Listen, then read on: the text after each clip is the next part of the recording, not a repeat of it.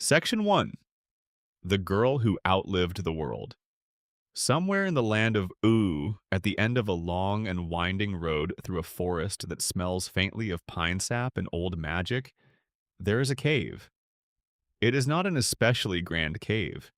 The entrance is draped in shadow, and if you came across it by accident, you might mistake it for nothing more than a gap in the rock face, a place where the mountain has exhaled and never quite breathed back in. But inside, hanging upside down from the ceiling like the world's most complicated sleeping arrangement, there is someone who has been alive longer than nearly anyone or anything else in existence. Her skin is the color of a winter morning, that particular shade of pale blue-gray that sits between frost and fog. Her hair falls in a long midnight tide all the way to the floor below her. Her eyes, when they open, are the deep dark of a sky an hour after sunset. And she has been here in one form or another for over 1,000 years. This is Marceline. Not just the vampire queen, though she is that too. Not just the musician, though music runs through her like a second skeleton. Not just the anti-hero or the punk rocker or the daughter of a demon lord. She is all of those things simultaneously, and none of them fully captures what she actually is. What she actually is, when you sit with her story long enough to let it settle into you, is a philosopher. One who never wrote a treatise, never sat in an ivory tower, never published a single paper. But one who has wrestled more deeply with the great questions of existence than most human beings across the entire span of recorded history. What does it mean to live when everyone you love eventually leaves? What does identity feel like when you have lived long enough to forget who you were at the beginning? Is it possible to grow when the very nature of your existence seems designed to keep you exactly as you are? And perhaps the most haunting question of all, if you survived the end of the world, if you walked through the wreckage of everything humanity built and watched the centuries slowly reclaim it, what do you do with the days that come after? These are not easy questions. They are not the sort of questions that have clean answers wrapped in tidy philosophical bows. But Marceline's 1,000-year story is one long, winding, sometimes glorious, often heartbreaking attempt to answer them. And the remarkable thing is that the show that tells her story, Adventure Time, a cartoon about a human boy and his magical dog, handles these questions with a depth and a tenderness that genuinely catches you off guard. You sit down expecting something fun and colorful and a little weird, and then somewhere around the fourth season, you find yourself crying in the middle of the night because a drawing of a vampire queen just made you think about memory, loss, and the unbearable weight of surviving people you loved. There is something worth sitting with in the quiet before sleep, in the soft borderland between waking and dreaming. Adventure Time and Marceline specifically occupy that space naturally. The show is atmospheric and melancholic in ways that feel almost deliberate, as if Pendleton Ward and the writers knew that some truths arrive more easily when your defenses are down, when you are wrapped in blankets, and the room is dark, and the voice coming through your speakers is slow and steady. So, settle in. Let your breathing slow, because we are going to take our time with this. We are going to walk through Marceline's life not as a plot summary, but as a philosophical journey, and we are going to find in it things that are quietly and unexpectedly about all of us. Before we do anything else, we need to understand the scale of what we are dealing with. Marceline Abadir is over 1,000 years old. In human terms, this is essentially incomprehensible. Think about what 1,000 years actually contains. 1,000 years ago, the Norman conquest of England had not yet happened. Notre Dame Cathedral had not been built. Genghis Khan had not been born. The Aztec Empire did not exist. The printing press was centuries away. The Renaissance was centuries away. Shakespeare was centuries away. And Marceline was already alive for all of it, wandering through a world that had only just begun to reassemble itself from the wreckage of the apocalypse that had unmade her childhood. She did not experience this 1,000 years the way a human experiences decades. She was not gradually aged and wizened by it. She was frozen at roughly the appearance of an 18 or 19-year-old, her body arrested at the moment she became fully vampiric, while the world around her continued to move and shift and rebuild and crumble and rebuild again. This is one of the first genuinely philosophical details about her character. This contrast between external stasis and internal accumulation. Her body did not age, but she did. Every experience, every loss, every friendship, every heartbreak, every century of watching things fall apart and come back together, every song she wrote in the dark after someone left, all of it accumulated inside her, layer upon layer upon layer, until 1,000 years of living was pressing against the inside of the face of a teenager. Philosophers have long distinguished between biological age and existential maturity, between the number of years a body has existed and the depth of experience that a consciousness has accumulated.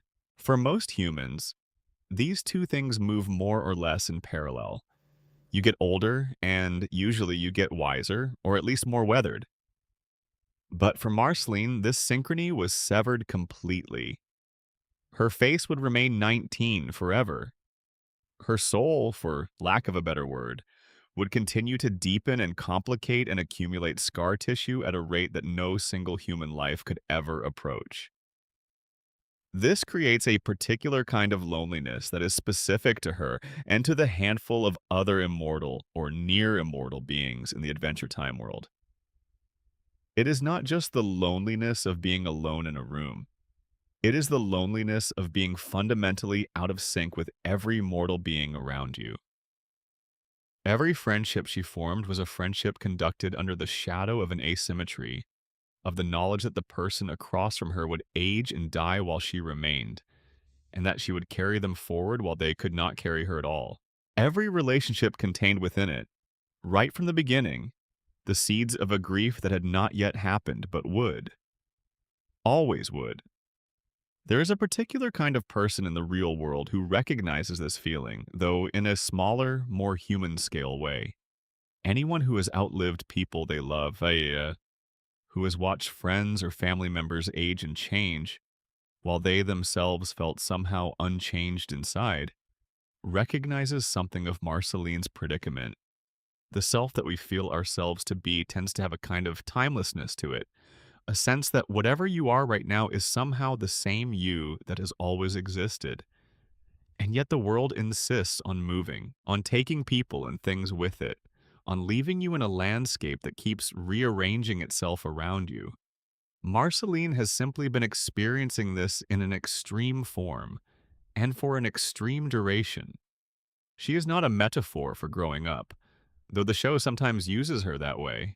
She is not simply a symbol for depression or for trauma or for queerness, though all of those readings have real validity. She is something more specific and more interesting than any single metaphor can contain. She is a meditation on what it means to persist, on what the self becomes when it is given enough time to be tested by every kind of loss there is, on whether a person can remain at their core compassionate and curious and alive to joy when the universe has done its absolute worst to convince them that caring is not worth the cost. The answer that Adventure Time eventually arrives at, through years of patient storytelling, is yes. But it does not arrive at that answer easily or cheaply. It earns it. And the path it takes to earn it runs right through the most devastating parts of Marceline's history. So let us go there. There is something else worth understanding before we go any further, something that shapes the entire story we are about to explore. Marceline is not the protagonist of Adventure Time. Finn and Jake are the protagonists, at least nominally. They are the ones whose names and faces appear in the title sequence, the ones whose adventures form the structural spine of the show. But there's a very real sense in which Marceline is the show's philosophical center. She is the one who has actually lived through the history that the show treats as ancient and mysterious. She is the one whose personal story touches every major theme the show explores. She is the living archive of Oo's past, the breathing consequence of its catastrophes, the only character whose timeline is long enough to hold the full shape of what Adventure Time is actually about. When Pendleton Ward, the creator, was asked early in the show's run which character he found most interesting, he said Marceline, and the reason he gave was instructive. He said he liked her because he did not know everything about her backstory. She was the character with the most unresolved mystery, the one whose depths he had not yet fully mapped. And that incompleteness made her fascinating to him in a way that was different from the other characters. He was drawn to her because she was bigger than any single story he had yet told about her. She was a character who implied a world behind her, 1,000 years of world, and most of it was still dark. This quality of being larger than any single telling, of having depth that exceeds what the story has yet revealed, is precisely what makes her philosophically interesting. Philosophy is not, in the end, about characters who have everything figured out. It is about characters who are genuinely grappling with the hardest questions.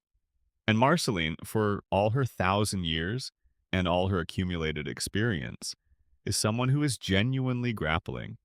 She has not transcended the questions. She has just lived with them longer than anyone else in OO. So here we are. The lights are low. The night is long. And we have 1,000 years of story to get through. Let us go carefully, slowly, the way this story deserves. If you are watching this from somewhere warm and comfortable at whatever time of day or night this finds you, go ahead and drop a comment. Tell me where in the world you are watching from and what time it is there. And if you are not already subscribed and you find yourself sinking into this, go ahead and hit that button. These are the kinds of conversations worth coming back to. Section 2. Born at the End of Everything. The Mushroom War and Marceline's Origin. The world did not begin as it appears in Adventure Time. The candy people did not always exist. The rainicorns were not always flying through a sky threaded with color. The magical kingdoms, the talking animals, the elementals and demons, and ancient beings with cosmic agendas, none of this was always there. What was there before was something recognizably ours. Cities with streets and traffic signals and diners and dumpsters. People with phone screens and video cameras and all the complicated, fragile, ordinary apparatus of modern life. And then something happened to it. Something catastrophic enough to leave the whole world cracked open, irradiated, and strange. This event is called the Great Mushroom War. And everything about Marceline's philosophy, everything about who she is and how she understands herself and the world begins here. The show is deliberately vague about the exact cause of the Mushroom War. It is clearly nuclear in nature. The name references the mushroom clouds of atomic bombs. And it is clearly large enough in scale to have essentially ended human civilization as we would recognize it. We catch glimpses of the before and old videotape footage that Simon Petrikov recorded, and photographs of a world that looks almost like ours. Modern cities, normal clothes, the texture of late 20th or early 21st century human life, preserved in amber just before the catastrophe. And then the catastrophe comes, and what follows is silence and ruin, and the slow, strange process by which a devastated world begins to reassemble itself into something altogether different.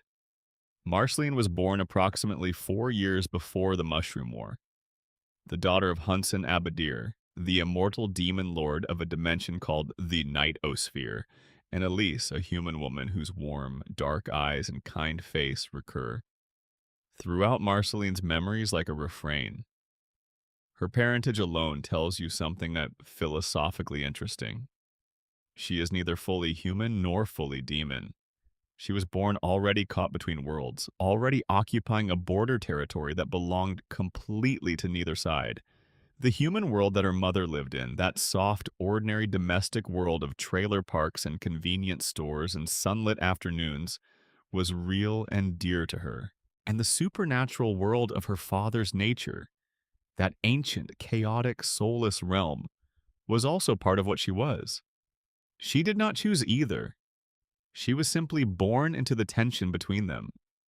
In the flashbacks from the miniseries Stakes, we see a very young Marceline living with her mother in a trailer home. It is a small life, a modest life, but it has warmth in it. Her mother sings to her. There is a quality in these memories that is almost painful in its gentleness, the way very early childhood memories that often are when recalled back from a great distance. They have the softness of something that was not fully understood at the time and can only be appreciated for what it was long after it is gone. And then the mushroom war comes, and the world of that trailer home, that gentle and ordinary world, is simply gone. Not gradually gone, not slowly eroded, gone in the sudden, violent, incomprehensible way that only catastrophe can accomplish. One moment civilization exists, and then it does not, and the space it occupied is full of rubble and fire and a silence so deep it has weight. What does it mean to lose a world? Not just a person, not just a home, but the entire framework within which your life made sense. The streets you knew, the rhythms of ordinary days, the background hum of a civilization that you took for granted because it had always been there? This is something that human beings have actually experienced throughout history. There are people alive today whose childhoods contained worlds that no longer exist, countries that have been dissolved, cities that have been destroyed, ways of life that have been permanently ended by forces too large for any individual to stop or even fully comprehend. And the psychological literature on this kind of collective loss, this experience of having the entire context of your existence stripped away, is striking in how consistently it produces the same response. A kind of dislocation, a sense of unreality, and underneath that, very often, a grief so large and so formless that it resists the ordinary channels of mourning entirely. Marceline experienced this as a small child. We see her in the aftermath of the war, tiny and ash-gray in the wreckage of a city, alone and crying, whispering the word "daddy" into the empty air. Her father is nowhere to be found. Her mother, Elise, survived the initial catastrophe but was already dying from whatever illness the post-apocalyptic world had given her. She would live for perhaps another year after the war, shielding her daughter from the knowledge of her condition, and then she would quietly and terribly be gone. So, by the time Marceline was 6 or 7 years old, she was essentially alone. Not just bereaved of a parent or two, which is itself one of the most devastating things a child can experience. Alone in the profound, universe-wide sense. Alone in a world where the civilization that would have provided safety and community and structure had simply ceased to function. Where the infrastructure of a normal childhood, school, neighborhood, adult community, the whole social fabric that holds a child's life together, had been vaporized. And yet she survived. This is the first thing to understand about Marceline as a philosophical figure. Before any of the vampire queen business, before the music and the nightosphere and the thousand-year chronicle of her existence, there is this foundational fact. She survived the end of the world as a small child. She kept breathing and kept moving and kept existing through conditions that were not designed to be survived by a small child or by anyone. She did not have a philosophy about this at the time. She was too young for philosophy. She just did what children do when there is no one to take care of them and the world has ended. She found the next moment, and then the one after that, and then the one after that. This early experience of survival in the absence of support, of having to persist without any of the scaffolding that usually makes persistence possible, shapes everything about who Marceline becomes. It explains why she is fiercely independent, to the point of sometimes refusing help even when she desperately needs it. It explains why her default mode is self-sufficiency, why she keeps moving from place to place, why she built walls around herself so high and so thick that even people who genuinely love her spend years trying to find the door.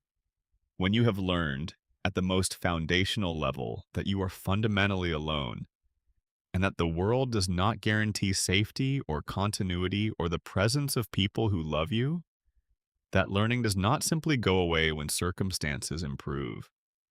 It becomes part of the architecture of how you understand existence. The philosophers who have written most insightfully about this kind of early, deep structure abandonment, the loss not just of people, but of the entire context within which you felt safe, tend to converge on a particular insight. It is not, in the end, about the abandonment itself, as terrible as that is. It is about what the abandonment teaches you to expect. If the foundational lesson of your childhood is that everything you love will eventually be taken from you by forces you cannot control or predict, then you will spend the rest of your life in one of two ways. Either you will keep trying to prevent the loss, frantically holding on to things that are leaving, exhausting yourself in the attempt to control what cannot be controlled. Or you will preemptively distance yourself from attachment, keeping things at arm's length, moving before the loss can catch you, trading the fullness of connection for the safety of emotional distance. Marceline does both at different times in different relationships. And recognizing these patterns in her behavior is key to understanding not just her as a character, but the philosophical questions her story is actually exploring. Because Adventure Time is asking, through her, whether these patterns can be changed. Whether someone who learned at the deepest level that connection leads to loss can gradually, carefully, over the course of decades and centuries, learn something different. Whether the lessons of childhood can be revised, and if they can be revised, what that revision costs, and what it gives back. Her mother, Elise, appears in Marceline's memories with a particular quality of tenderness. She is not idealized as a perfect figure the way some fictional dead mothers are. She is warm and real and human, complete with limitations. She sang a song to young Marceline in a garden, a quiet song about how things change and yet somehow remain the same. A song about the consistency of things that have been left behind. This song, which we know as Everything Stays, becomes one of the most important pieces of music in the entire Adventure Time universe. Not because of its technical complexity or its musical sophistication, but because of what it carries. It is the oldest thing Marceline has. Older than her vampirism. Older than her bass guitar. It is a piece of her mother's voice preserved in her memory across 1,000 years of living. And when she finally sings it herself in the Stakes miniseries, it sounds like every kind of loss at once. The fact that Marceline holds on to this song for 1,000 years, that she can call it up from the depths of a memory that has accumulated a millennium of experience on top of it, tells us something fundamental about her philosophy of the self. She believes, at some level, in the persistence of the things that mattered. Even when everything external has changed, even when the world has ended and been replaced by something unrecognizable, the internal things, the things loved and learned in the earliest and most formative moments, those things stay. They are not immune to change. Everything Stays is precisely a song about how things may change while remaining. But they do not simply disappear. They linger, like the impression of a hand on a soft surface after the hand has been lifted. And Marceline is, among other things, the keeper of those impressions. There is a concept in philosophy called the palimpsest, borrowed from the world of manuscripts. A palimpsest was a piece of parchment that had been scraped clean and written over, but on which the traces of the previous writing still showed through in ghostly, partial form. The palimpsest became a metaphor, in critical theory and in memory studies, for the way the past persists beneath the surface of the present. The land of Oo is a palimpsest. The new world of candy kingdoms and magical creatures and adventuring heroes is written over the erased world of human civilization. But the old writing shows through in the rusted cars and the broken skyscrapers and the faded billboards. Every landscape in Oo is a landscape haunted by what used to be there. And Marceline is herself a palimpsest. The present Marceline, the vampire queen with the bass guitar and the casual bravado and the cave full of red objects and the thousand-year-old punk attitude, is written over the earlier Marcelines, but those earlier versions show through. The frightened child who cried for her father in the ruins. The grieving preteen who wrote the fry song about cold fries and absent love. The young vampire hunter who protected human communities in the post-apocalyptic wastelands. The heartbroken woman who drove away the person she loved and then spent centuries not quite recovering from it. All of them are still there, ghostly and partial, showing through the surface of who she is now. This is true of all people, of course, in a less dramatic and less visible form. We're all carrying our earlier selves around inside us, all still shaped by the things that happened to us before we were old enough to understand what was happening. The difference with Marceline is that her earlier selves span 1,000 years, and the things that happened to her include the literal end of the world. The sheer scale of what she carries makes visible something that is usually invisible. The way the past is never simply past. The way what was done to us continues to live inside us, shaping how we move and what we fear and who we trust and what we reach for in the dark. The land of Oo itself is in some sense a monument to this principle. Everything that now exists there, the candy kingdoms and the elemental territories and the scattered magical domains, is built on the ruins of the old world. The rubble of human civilization is literally embedded in the landscape. Old cars are scattered like ancient artifacts. Ruined buildings jut from the earth like broken teeth. The new world of Oo is growing out of the old world, transforming it, reclaiming it, but never entirely erasing it. And Marceline is the living equivalent of this. She is the new Oo growing out of the old world, changed and strange and undeniably altered, but still carrying within her the seed of what came before. Still singing her mother song. Section 3. Simon and Marcy, the price of love. There's a moment in the episode Simon and Marcy, which takes place almost 1,000 years before the main Adventure Time storyline, that tends to stay with people long after they have watched it. A man named Simon Petrikov, who is 47 years old and an antiquarian by trade, is sitting in a partially destroyed city trying to make a small girl laugh.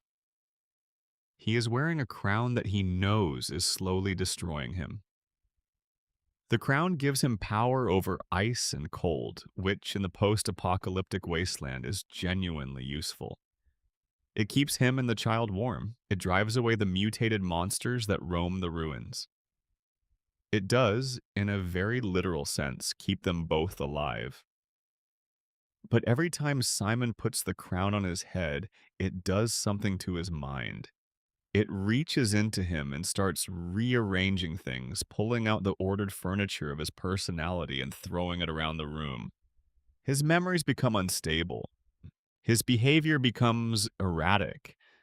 The man who is warm and gentle and precise and scholarly begins, incrementally, to become someone else. Simon knows this. He documents it in video diaries. He writes letters to Marceline. Because the small gray-blue child who cried alone in the rubble and needed a teddy bear and a reason to keep breathing is named Marceline, apologizing in advance for whatever he might do under the crown's influence.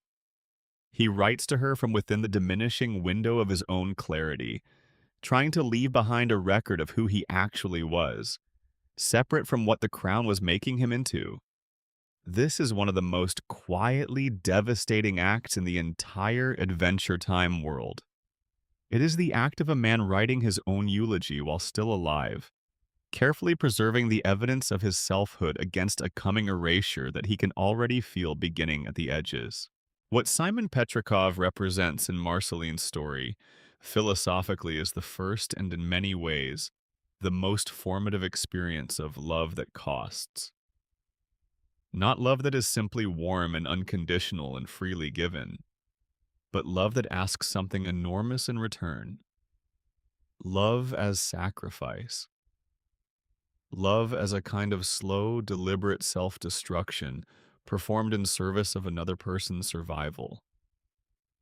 This is not an abstract or sentimental point. Simon Petrikov literally gave away his mind so that Marceline could live, not all at once in a dramatic single gesture, but piece by piece, day by day, crown-wearing session by crown-wearing session, until the Simon who had loved her was gone and what remained was the Ice King, a confused and lonely figure who could barely remember his own name. He did not do this carelessly. He did it knowing exactly what it was costing him, and he did it anyway, because the alternative was Marceline dying, in the ruins of a world that had already taken everything else from her. If you want to understand why Marceline is the way she is, this is the place to start. Not with her vampirism or her rebellious attitude or her complicated relationship with authority. Start here. Start with the fact that the first person who truly protected her, who stepped in when the world had ended and her mother was gone and her father was absent, who picked her up out of the wreckage and carried her forward. That person destroyed himself saving her. And she had to watch it happen, gradually, over years, unable to stop it, unable to reverse it. The philosophical concept that resonates most strongly here is what Emmanuel Levinas, the 20th century French philosopher, called the encounter with the other. Levinas argued that the most fundamental ethical moment is the encounter with the face of another person, specifically the vulnerability of that face, the way a human face presents itself as something that can be hurt, that is asking you, even without speaking, not to harm it. For Levinas, this encounter is the origin of all moral responsibility. We are obligated to the other person not because of any social contract or rational calculation, but because their face, in its simple existence, calls on us to respond. Simon's relationship with Marceline is a very pure version of this. He encountered her face in the wreckage of a world, a crying child's face that was asking nothing more than not to be left alone. And he responded. Not because it was strategically wise or rationally advantageous or comfortable for him. The crown was already in his possession, already beginning its work on his mind. The wise and self-interested thing would have been to move on without taking on the burden of a child. But the face demanded a response, and Simon gave it one, and kept giving it one until he had nothing left to give. The tragedy is that Marceline was too young to fully understand what was happening at the time. She knew that Simon was changing. She knew that the Simon who had found her, the warm and gentle and funny man with the video camera, was gradually being replaced by someone else. The show gives us glimpses of her watching this process, her face cycling through confusion and grief, and a desperate hope that somehow this transformation will stop. She keeps calling him Simon, keeps trying to find the person she knew within the person he was becoming, keeps reaching through the widening distance toward the man who had kept her alive. And eventually, he was simply gone. Not dead. The crown kept him alive. But Simon Petrikov, the man, had been effectively erased by the magic that had simultaneously saved them both. What remained was the Ice King, a figure with only fragmentary, distorted memories of his former life, wandering the land of Ooh in a fur coat, obsessed with the idea of finding a princess, dimly pursuing some echo of the connection that Simon had been seeking when he first became engaged to his beloved Betty Grove. The Ice King did not know why he wanted what he wanted died. He did not know who he had been. He just knew that he was profoundly, desperately lonely, and that loneliness moved through him like weather. For Marceline, this created a grief that was unlike ordinary grief in a particularly cruel way. Ordinary grief has, at least, a clear object. The person you loved is gone, and you know they are gone, and however terrible that knowledge is, it at least provides a fixed point around which your mourning can organize itself. But Marceline's grief for Simon was in a kind of strange middle territory. He was still there. His body was still walking around the land of Ooh. She could see him, could talk to him, could even occasionally spend time with him, but the person she loved was not inside that body anymore. The person she loved had been erased while the shell continued. This is a form of loss that exists in the real world too, most visibly in dementia and Alzheimer's disease. And the Adventure Time episode, I Remember You, draws this parallel explicitly. The loss of someone to a progressive erosion of their mind is a particular kind of grief because it does not offer the closure of an ending. It offers instead an endless, recurring disappointment, a relationship conducted with someone who keeps failing to be the person you miss. And Marceline carried this specific grief forward into the years after Simon disappeared from her life. She moved constantly, never staying anywhere long enough to really settle.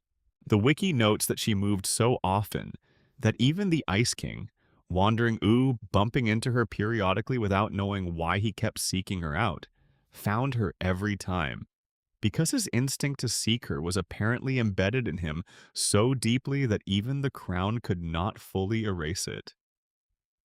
Every time Marceline moved, the Ice King eventually followed. Not maliciously, not even consciously, just drawn, like a needle to north, toward the last remnant of the life he had surrendered. What does it do to a person to be found again and again by someone who no longer knows why they are looking for you? What does it do to a person to be recognized and sought but not actually known? This is one of Marceline's specific and particular sorrows, and it is a sorrow that she carried for hundreds of years, largely alone. She could not explain it to people who had not known Simon. She could not share it with anyone who would understand. She was the only living keeper of the full story, the only person who held in memory both who Simon had been and what he had become. And that knowledge was both a kind of dignity, the dignity of witness, and a kind of prison. There is a particular kind of person in the real world who recognizes this experience, though in a smaller, more human scale way. People who have watched someone they loved disappear into Alzheimer's or dementia understand something of what Marceline lived through with Simon. The specific grief of losing someone to cognitive dissolution, the way the body continues while the person retreats, the way the face you loved becomes familiar and unfamiliar simultaneously, the way you keep having conversations that almost reach the person you knew and never quite do. This is a grief that the Adventure Time episode I Remember You handles with more honesty and more tenderness than almost anything else in popular culture. And the reason it is handled so well, I suspect, is that the writers understood that Marceline's relationship to Simon was not just a piece of backstory. It was the most formative experience of her entire existence.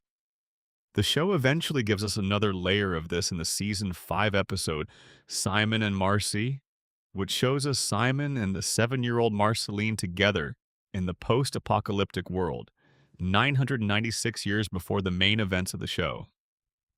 Simon is already wearing the crown. already deteriorating. But he is still mostly Simon, still warm and funny and present, still trying. He plays a video to make Marceline laugh. He sings to her. He protects her from the mutated creatures that roam the ruins.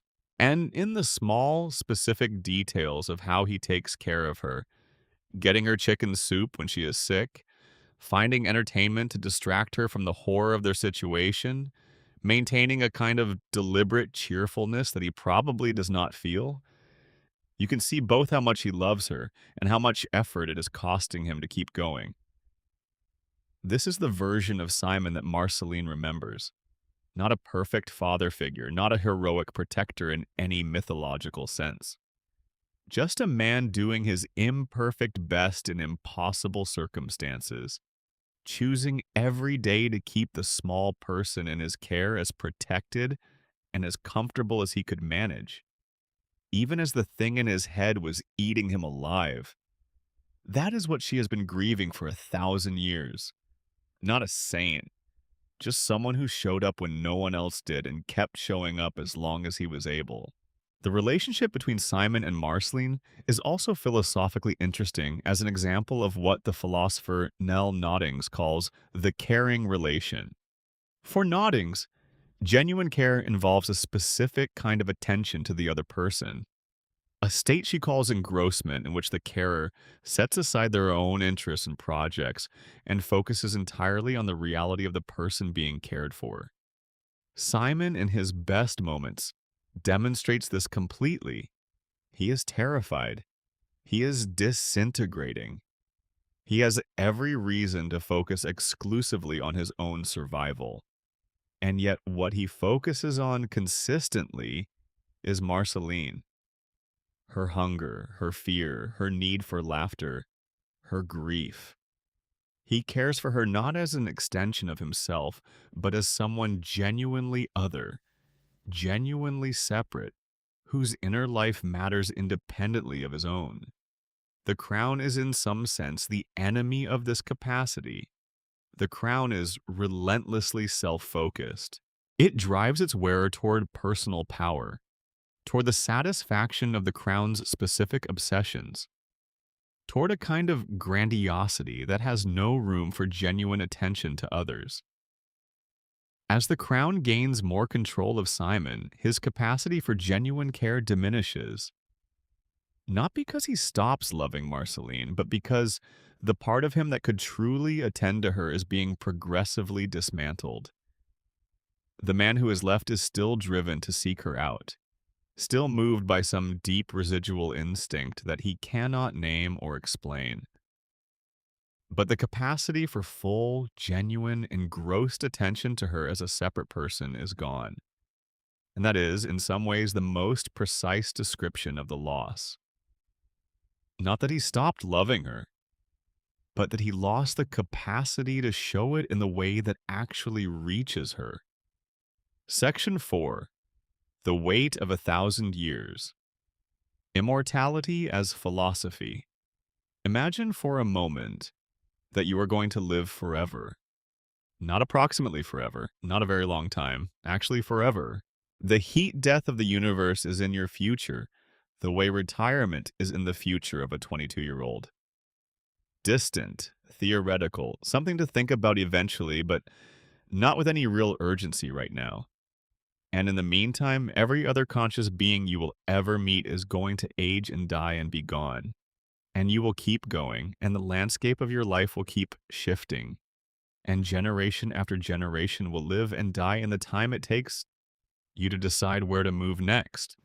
This is Marceline's situation. And the philosophy of immortality, as it actually unfolds in her story, is one of the richest veins of thought in all of Adventure Time. The most obvious philosophical question about immortality is whether it would be a blessing or a curse. For most of human history, across most cultures, the answer has leaned toward blessing, or at least toward ambivalence shaded in that direction. Immortality meant continuity.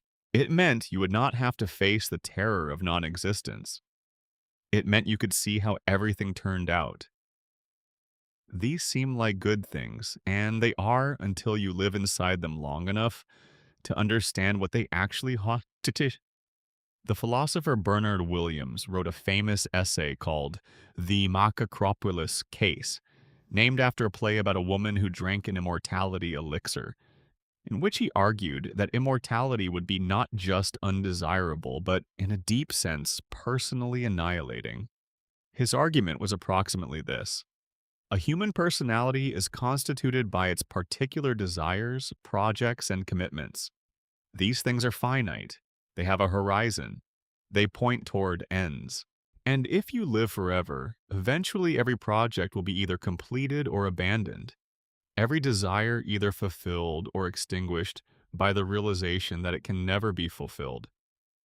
And what remains after all your particular desires and projects have been exhausted will be something that may continue to exist but will no longer, in any meaningful sense, be you.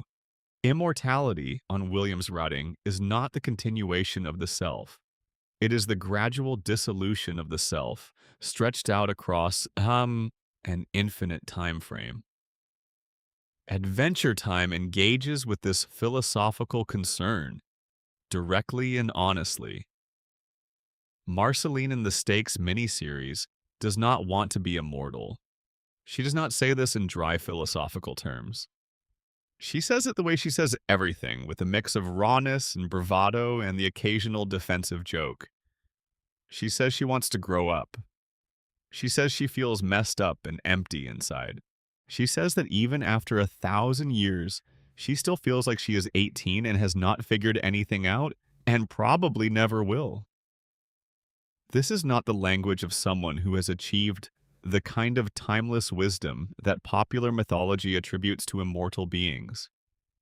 This is the language of someone who is exhausted by existence, who has been carrying the weight of 1,000 years of unprocessed experience and has arrived at the point where she would rather be finite and mortal and capable of ending than continue indefinitely in the state of eternal half-becoming.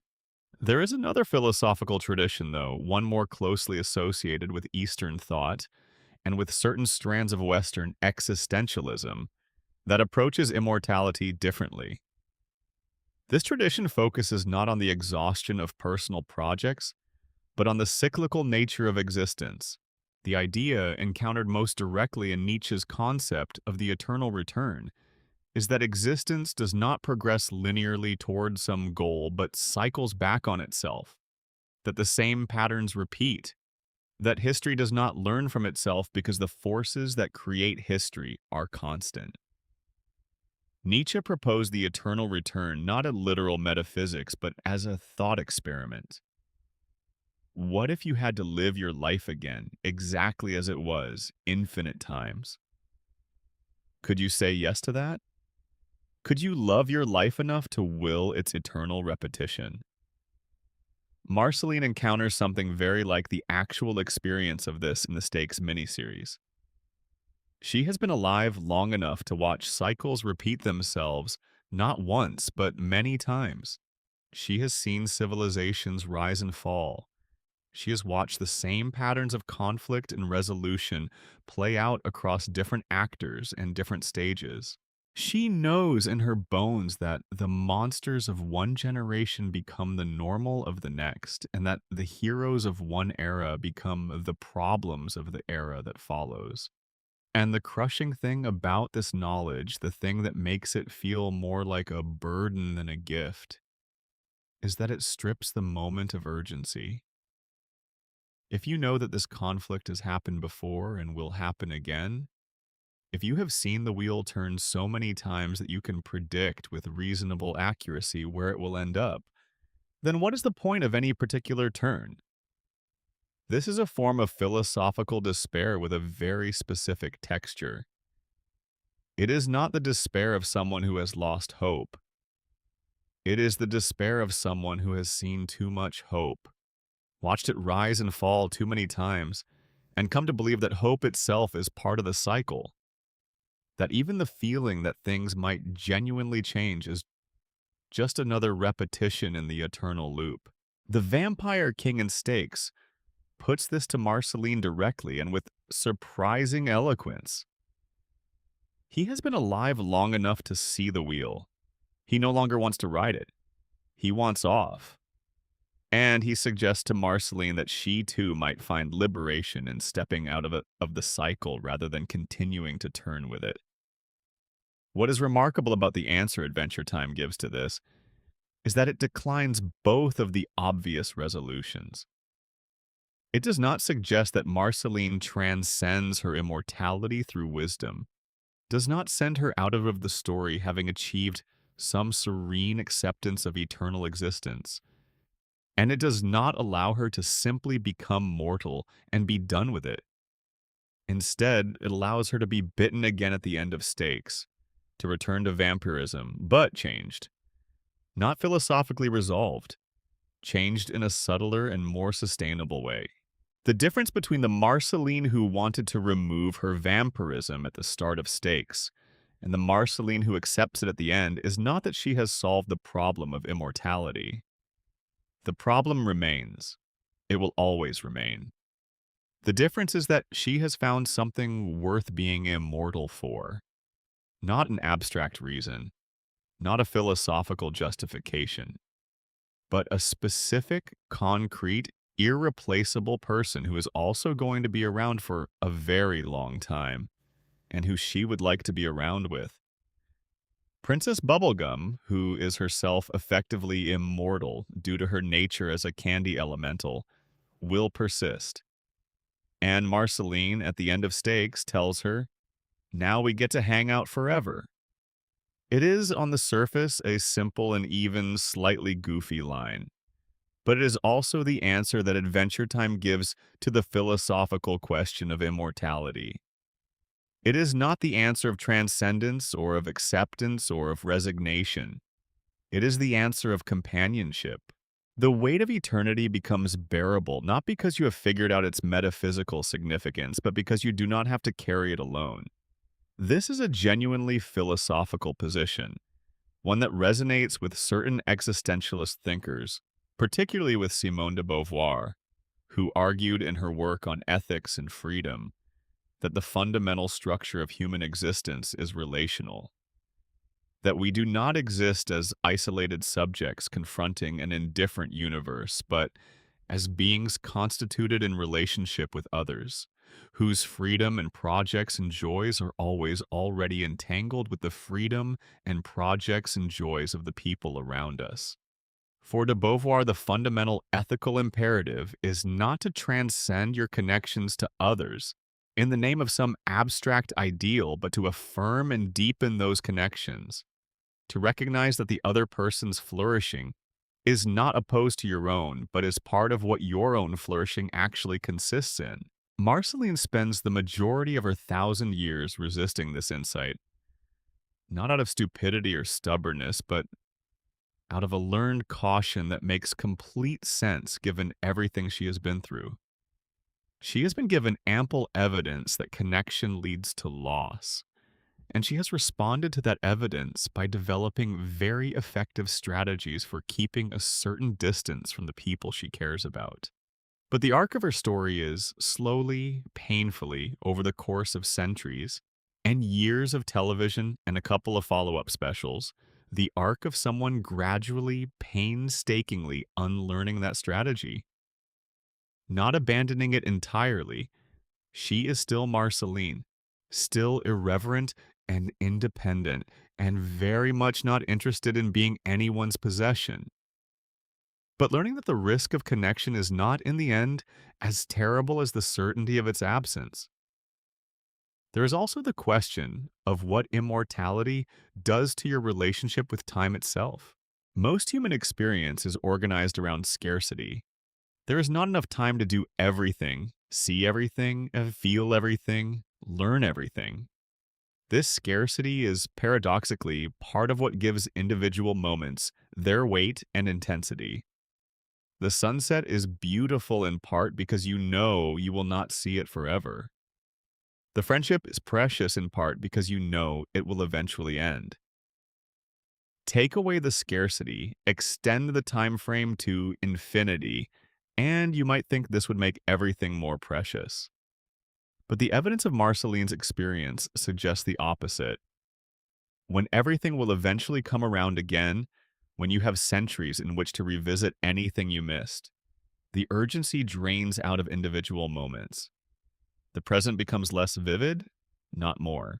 Life starts to feel less like a sequence of experiences to be fully inhabited, and more like a film you have already seen, whose broad outlines you know, whose individual scenes are familiar even when they are technically new. There's also the question of what immortality does to your relationship with time itself. Most human experience is organized around scarcity. There is not enough time to do everything, see everything, feel everything, learn everything. This scarcity is, paradoxically, part of what gives individual moments their weight and intensity. The sunset is beautiful in part because you know you will not see it forever. The friendship is precious in part because you know it will eventually end. Take away the scarcity, extend the time frame to infinity, and you might think this would make everything more precious. But the evidence of Marceline's experience suggests the opposite. When everything will eventually come around again, when you have centuries in which to revisit anything you missed, the urgency drains out of individual moments. The present becomes less vivid, not more. Life starts to feel less like a sequence of experiences to be fully inhabited and more like a film you have already seen whose broad outlines you know, whose individual scenes are familiar even when they are technically new.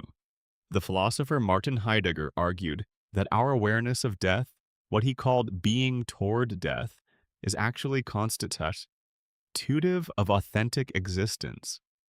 By this, he meant that the knowledge that we will die is not merely a sad fact about the human condition, but the very thing that makes existence feel urgent and real. When we genuinely confront our own mortality, when we let the awareness of finitude into our daily life rather than keeping it at a polite theoretical distance, we are freed from inauthenticity, from the tendency to live as though we had unlimited time, as though we could always do the important thing later. Death, on Heidegger's reading, is the horizon that makes the present moment matter. Take that away from Marceline, or at least change its character substantially, and what happens to authentic existence? This is not a hypothetical question for her. She has lived the answer.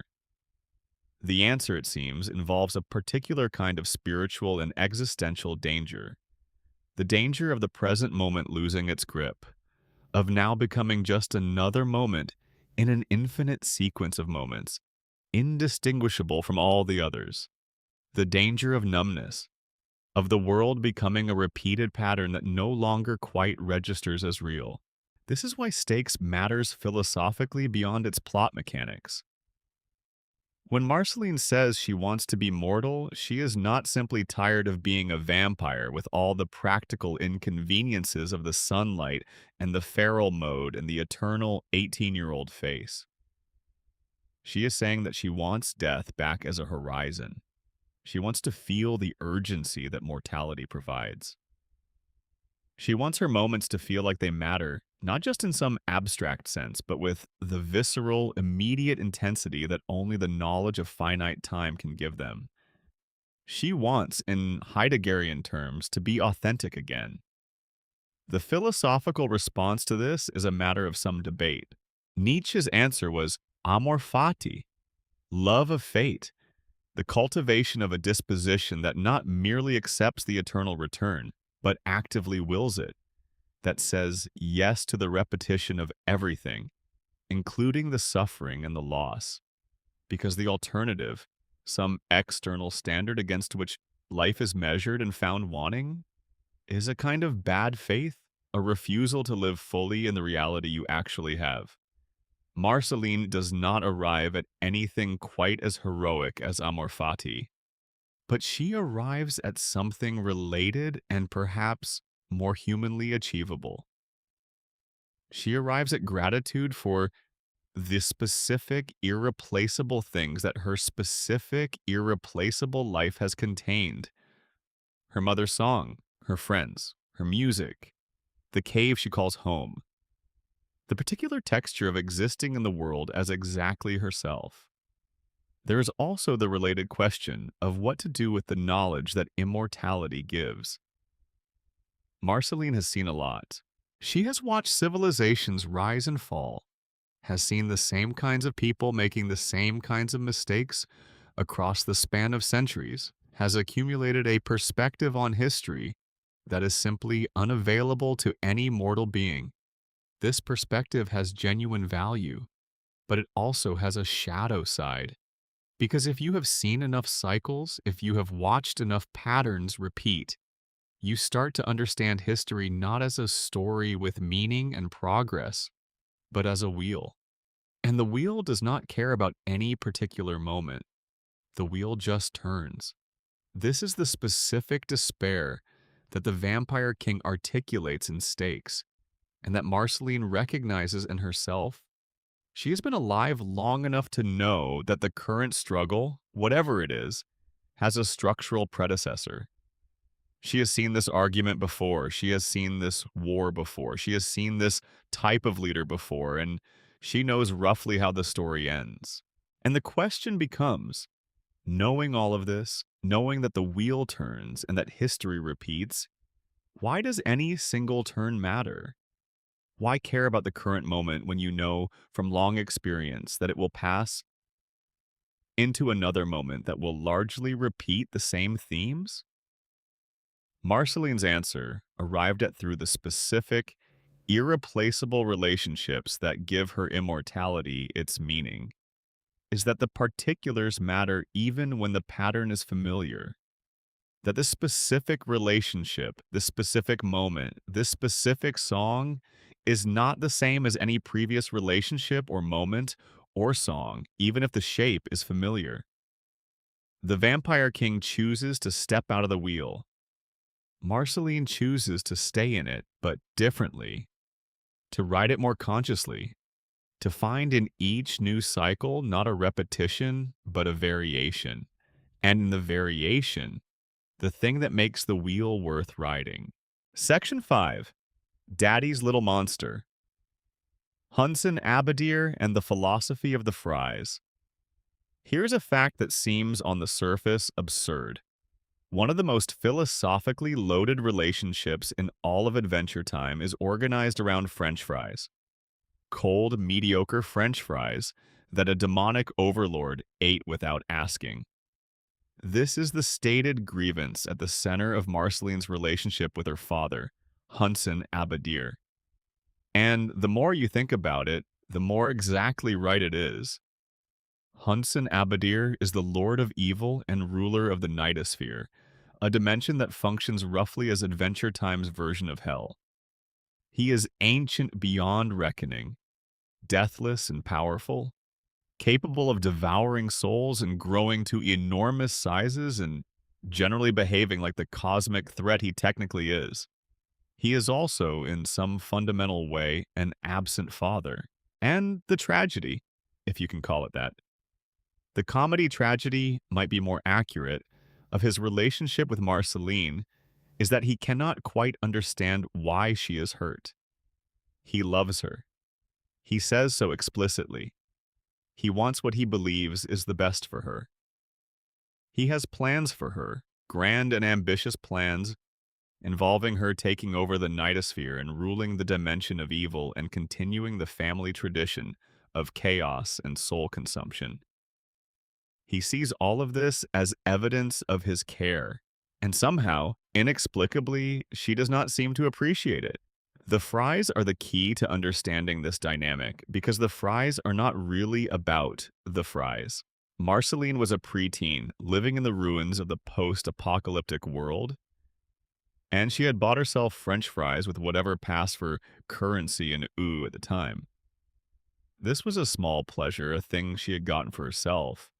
A moment of ordinary comfort in a world that had very little ordinary comfort to offer. And her father ate them without asking. And when confronted, his response was essentially dismissive. They weren't that good anyway. They were cold. What's the big deal? The big deal was never the fries. The big deal was the message encoded in the casual consumption of the fries. The message that her desires, her small pleasures, her claim to have things of her own were simply not visible to him. Not that he maliciously stole her food. That would almost be easier to understand.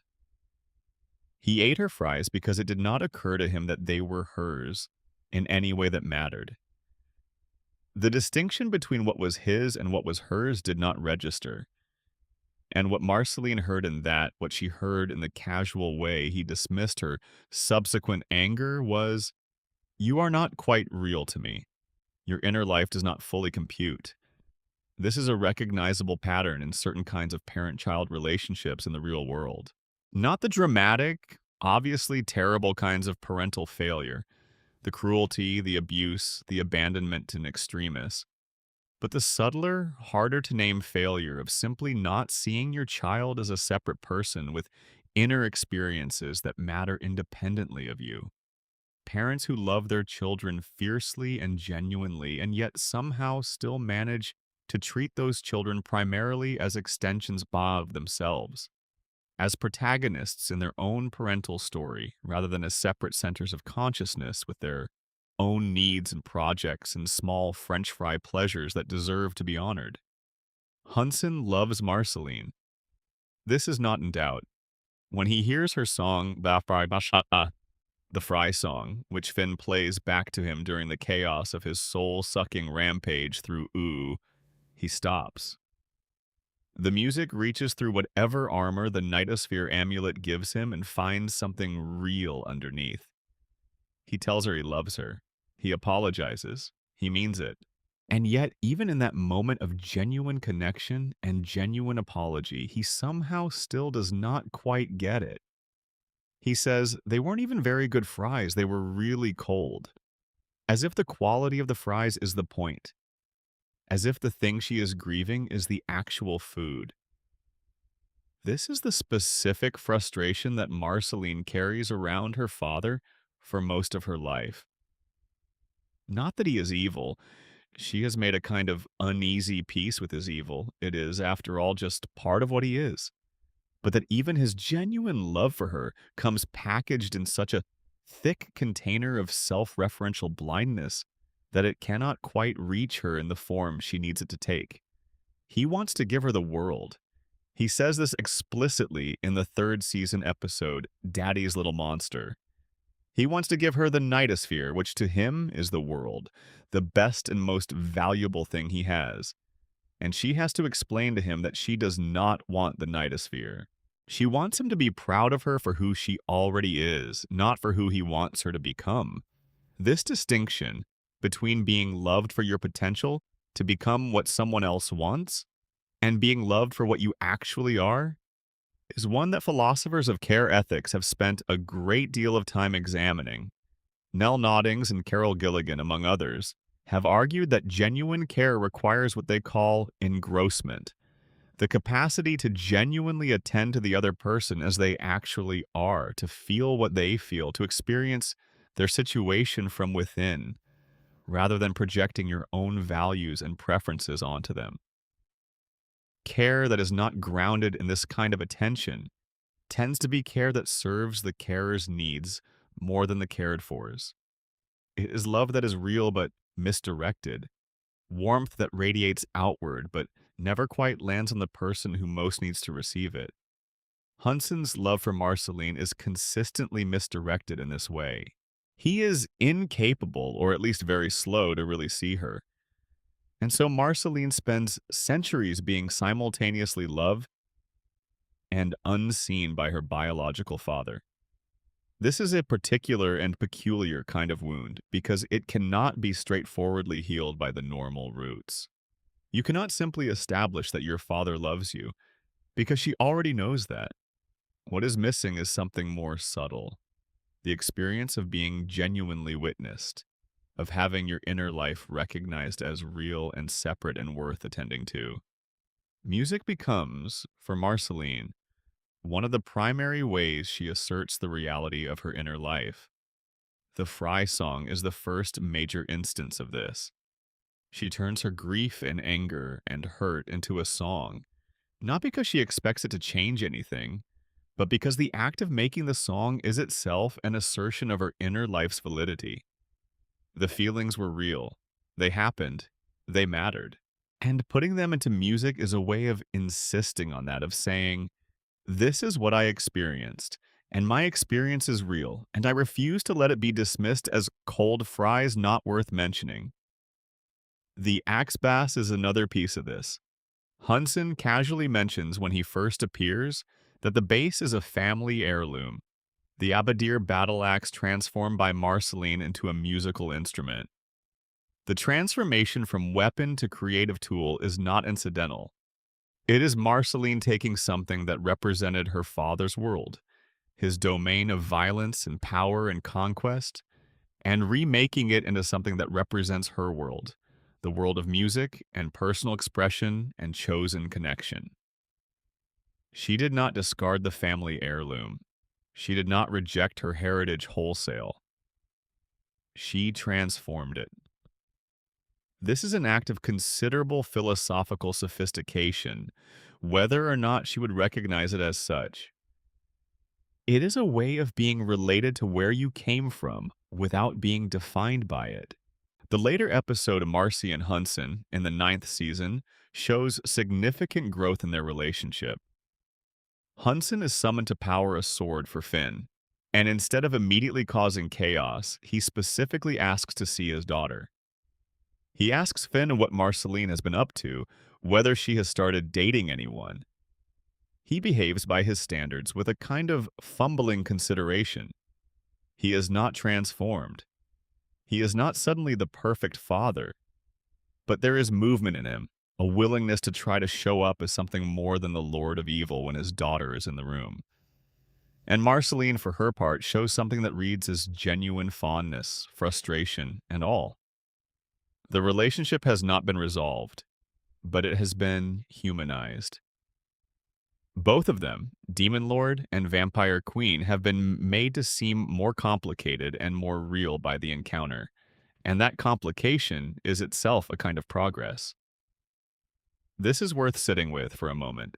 The relationship between Marceline and Hunson Abadir is philosophically interesting, not because it resolves tidily, but precisely because it does not. There is a genre of stories about difficult parent-child relationships that insists on resolution as the endpoint. The child confronts the parent. The parent has an epiphany. The wound is addressed, if not fully healed, and the relationship is restructured on better terms. These stories are satisfying in a particular way, the way that emotional logic being completed is satisfying. But they are not always truthful. Some difficult parental relationships do not resolve. Some fathers remain in some fundamental way unable to see their children clearly. And the work the child must do is not to receive the clarity they deserve, but to find peace without it. Marceline's relationship with Hunson gestures towards something between these two poles. He learns incrementally to be more present.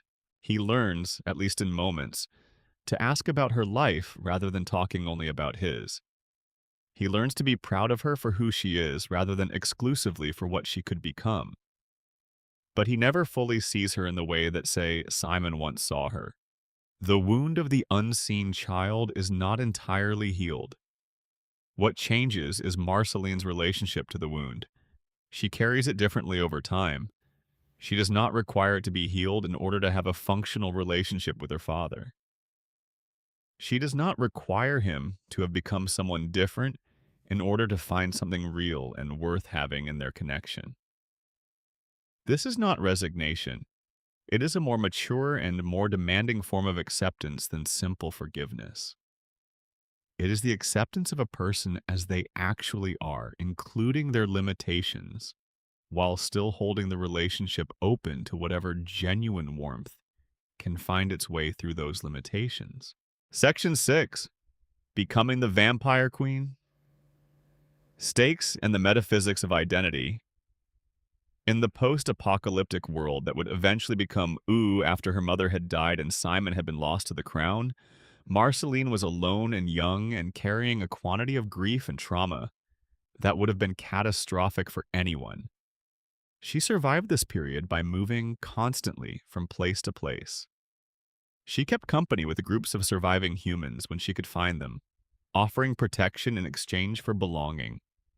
She was still half demon at this point, not yet a vampire possessed of certain supernatural qualities that made her more capable than an ordinary human in the ruined world, but not yet mortal in the full sense, not yet locked at 18 years old by the vampiric transformation. And then she encountered vampires. The backstory of how Marceline became the Vampire Queen is told primarily through the Stakes miniseries, and it is more complicated and more philosophically interesting than the simple narrative of being bitten. What actually happened was this. Marceline spent years hunting the vampires of the post-apocalyptic world. She did this to protect the surviving human communities, the scattered groups of people trying to rebuild some semblance of life in the ruins. She was a vampire slayer before she was a vampire, which is the kind of cosmic irony that Adventure Time loves. And as she killed each vampire, she absorbed their essence, their particular powers, incorporating them into herself. The fool who could fly, the empress who could make others do her bidding through hypnotic suggestion. The hierophant, a shapeshifter with powers of transformation. The moon who could survive in sunlight. And finally, the vampire king himself, the most powerful of all of them, the ancient wellspring from which all vampire power in Oo ultimately derived. When Marceline defeated the vampire king and absorbed his essence, she absorbed so much vampiric power at once that the vampire king's last act was to bite her. And the combination of absorbed essence and direct vampiric infection transformed her completely. She became what she had been hunting. The philosophical richness of this origin is significant. Marceline did not choose to become a vampire. The transformation was inflicted on her against her will in the act of trying to protect other people. She was undone by her own heroism, in a sense. The very qualities that drove her to protect the human communities, her power and her willingness to use it, led to the moment of her infection. And the consequence of that infection was that she lost one of the things she had been trying to protect, the possibility of a mortal life, of aging and dying like the people around her. This is the specific nature of what vampirism means for Marceline. It is not glamorous or transgressive or even particularly chosen. It is something that happened to her while she was trying to do the right thing. It is, in this sense, structurally similar to many real-world experiences of trauma, where the injury is not sustained as a consequence of bad decisions or moral failures, but as a direct consequence of good ones, where the person who is damaged precisely because they were trying to help. There is a particular cruelty to this kind of wound because it forecloses the simple narrative of consequences teaching lessons. If the trauma is a result of trying to protect people, then what lesson is the trauma supposed to convey? Stop trying to protect people? That is not a lesson Marceline is willing to accept. The Stakes miniseries revisits this origin through the structural device of releasing the vampires Marceline had previously absorbed.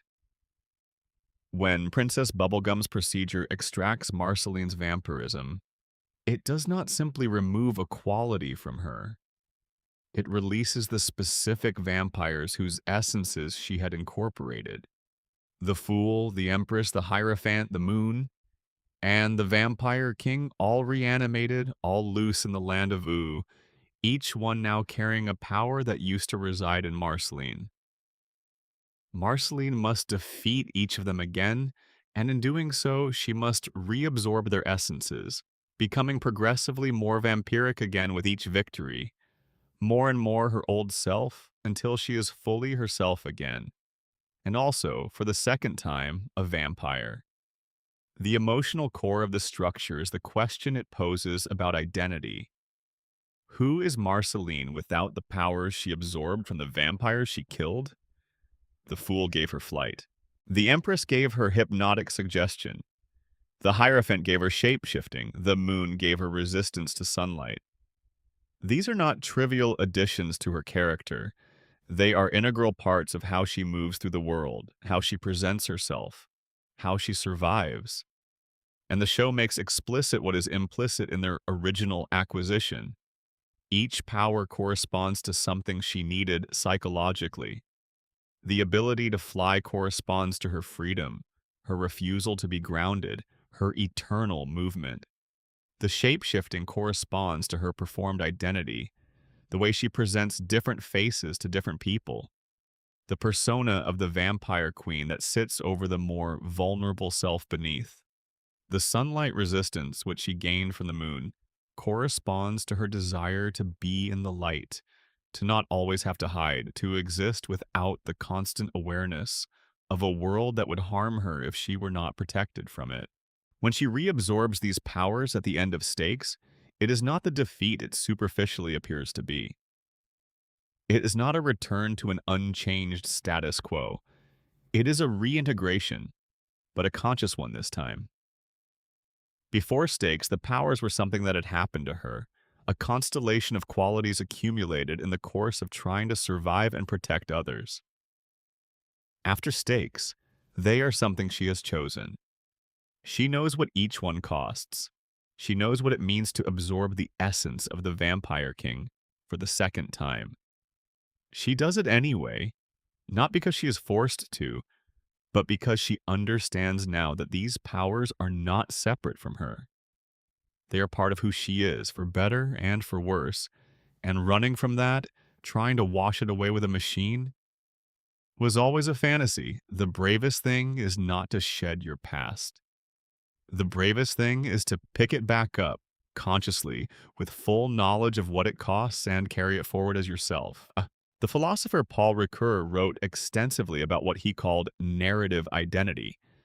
The idea that the self is constituted not as a fixed essence, but as an ongoing story. A narrative in which the past is continuously being reinterpreted in light of the present and the future.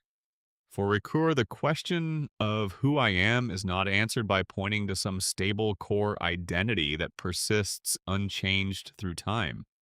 It is answered by the story I tell about myself, the way I integrate the various chapters of my experience into a coherent but never static whole.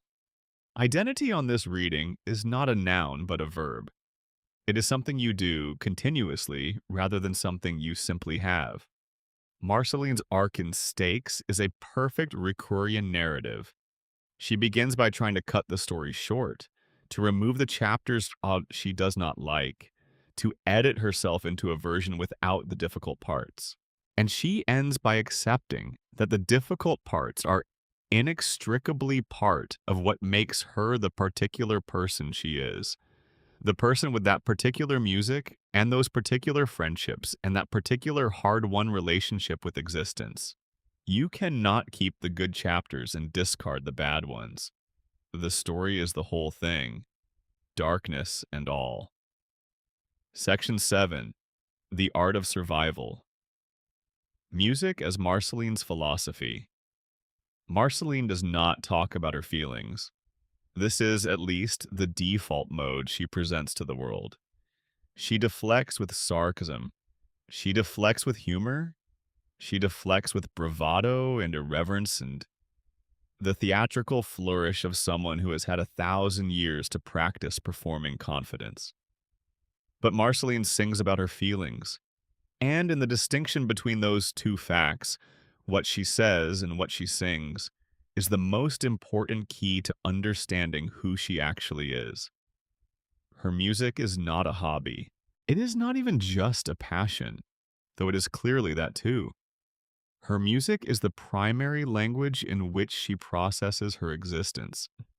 It is the medium through which the experiences that are too large or too complicated or too painful to be handled by ordinary speech become manageable, become articulable, become possible to communicate to another person. Without her music, a significant portion of who Marceline is would remain permanently inaccessible, locked inside a self that has learned not to be visible. The axe bass, that family heirloom reforged into an instrument, is in this sense the single most important object in Marceline's life. It is the artifact that connects her to her inheritance, to the demon lord who is absent and present in alternation throughout her childhood. It is the thing that was stolen from her by Ash, her ex-boyfriend, in one of the clearest acts of emotional violation in the show, and whose recovery was important enough to Marceline that it figured in her first significant confrontation with Bubblegum as an adult. It is the tool with which she makes audible the things that live inside her. To take her bass is not just to take an instrument, it is to take away her primary means of saying what she most needs to say. The Fry song is the first fully realized piece of Marceline's musical philosophy in the show. Rebecca Sugar, who wrote it, has spoken about how the song draws on personal experience of difficult family dynamics. And the result is something with the specificity and the slightly raw quality that only real emotional experience can produce. The song is about French fries, ostensibly, but its emotional content is the full catastrophe of wanting a parent to see you and being seen instead only as a supporting character in their own story. It is, for its apparent simplicity, one of the more devastating pieces of music in the show, specifically because it does not reach for grand language. It stays small. It stays about fries. And in that smallness, in the bathos of a demon lord eating cold fast food while his daughter grieves a symbolism of it, is everything. I'm Just Your Problem from the season 3 episode What Was Missing is something different. It is rawer and more confrontational, a song written in anger rather than grief. Marceline sings it ostensibly as part of the effort to open a magical door. But what she is actually doing is saying to Bubblegum the things she has been unable to say in any other context. The song begins with defiance and self-assertion, the pose of someone who does not care, who has never cared, who is fine and does not need anything from anyone. And then it shifts partway through into something that cannot maintain the pose. The voice cracks open slightly. The defiance becomes something that is still defiant, but is also unmistakably hurt. The song lets through what the conversation was keeping out. The magical door in the episode reacts to this moment specifically. It opens not when the group is playing in technical harmony, but when Marceline is singing the truth. The magic of the episode is explicitly the magic of authentic emotional expression. The idea that vulnerability and honesty have a literal power that performance and posture do not. This is a philosophical claim as well as a narrative device. It suggests that the world, at some deep level, responds to reality, that the universe has a preference for things that are genuinely what they claim to be over things that are keeping up an act. Remember You, from the season 4 episode I Remember You, is something else entirely. It is not a song that Marceline writes in the present. It is a song assembled in the episode from fragments of letters that Simon wrote to her almost 1,000 years before. Letters that Ice King has kept in his scrapbook without knowing what they were. The song is Simon's voice reaching across the gap of his dissolution to speak to Marceline one more time. And the act of Marceline singing it, of her turning his written words into music, is an act of extraordinary tenderness and grief. She is giving Simon back his voice. She is making audible the part of him that the crown destroyed, the part that knew her and loved her and was sorry for leaving. The song is simultaneously a lament for what was lost and a refusal to let it be entirely lost. An insistence that the love was real, even if the person who felt it can no longer remember having felt it.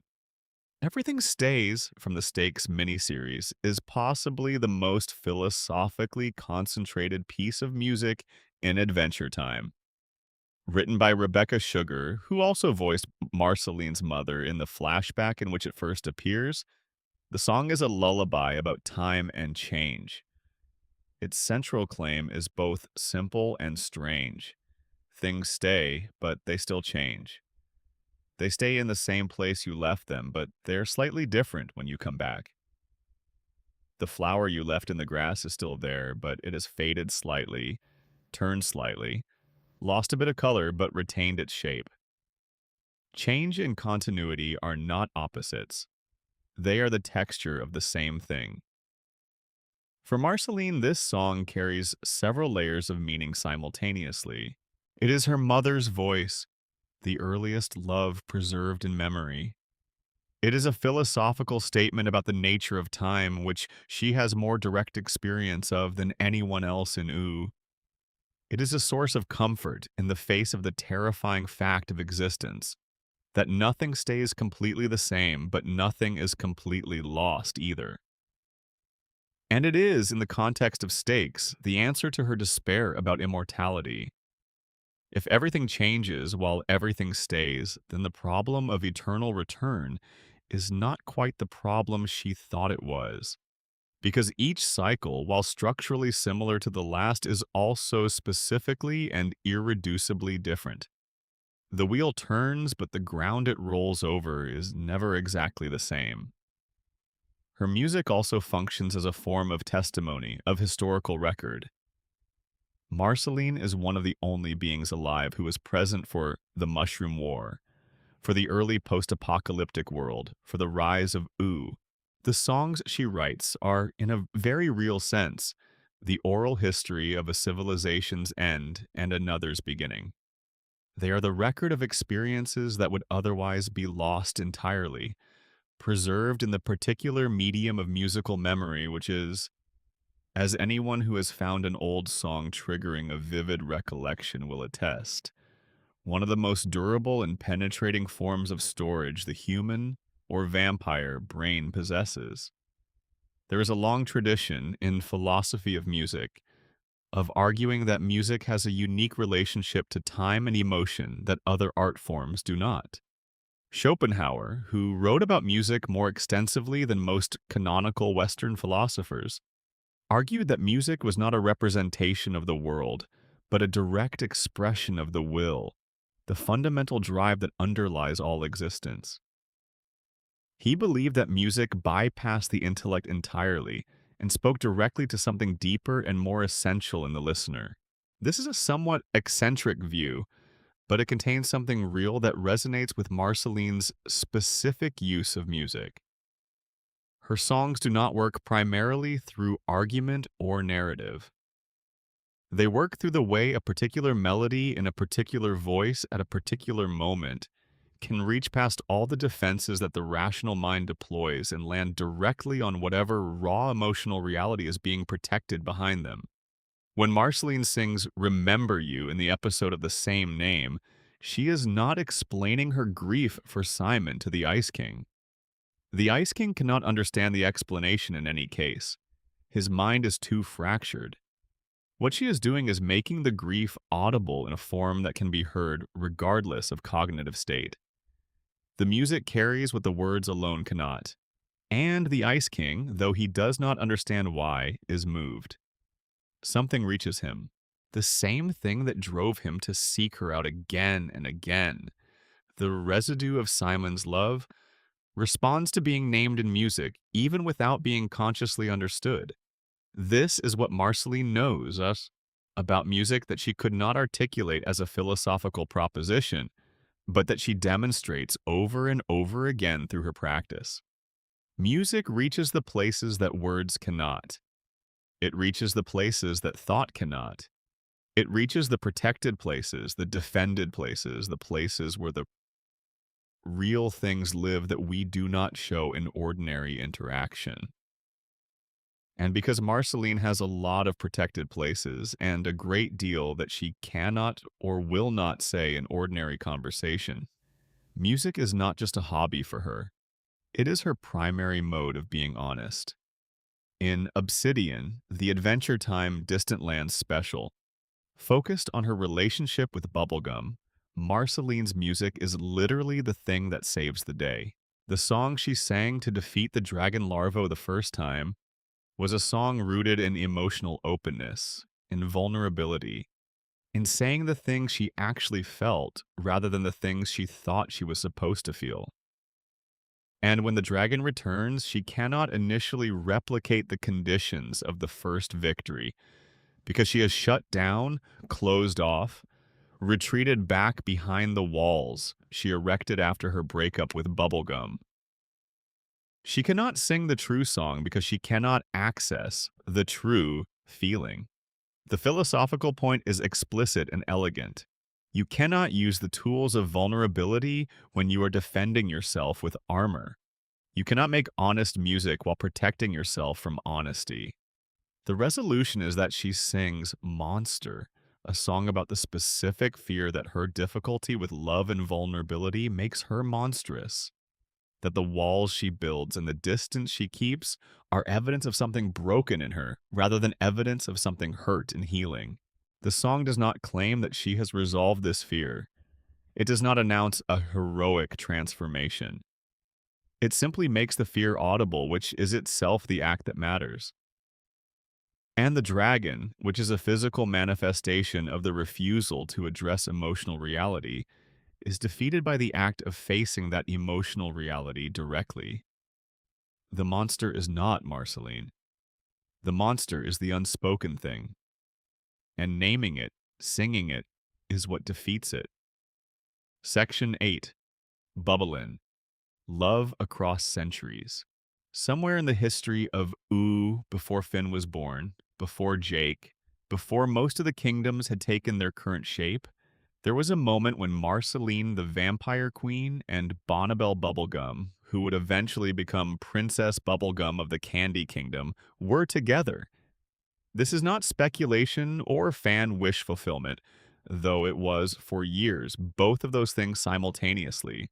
It is established canon, confirmed in the series finale Come Along With Me, and then explored in extraordinary detail in the Distant Lands special Obsidian. And what it represents, this relationship between a vampire-demon hybrid with over a millennium of trauma and a candy elemental ruler with her own centuries of complications, is one of the most philosophically rich love stories in contemporary animation.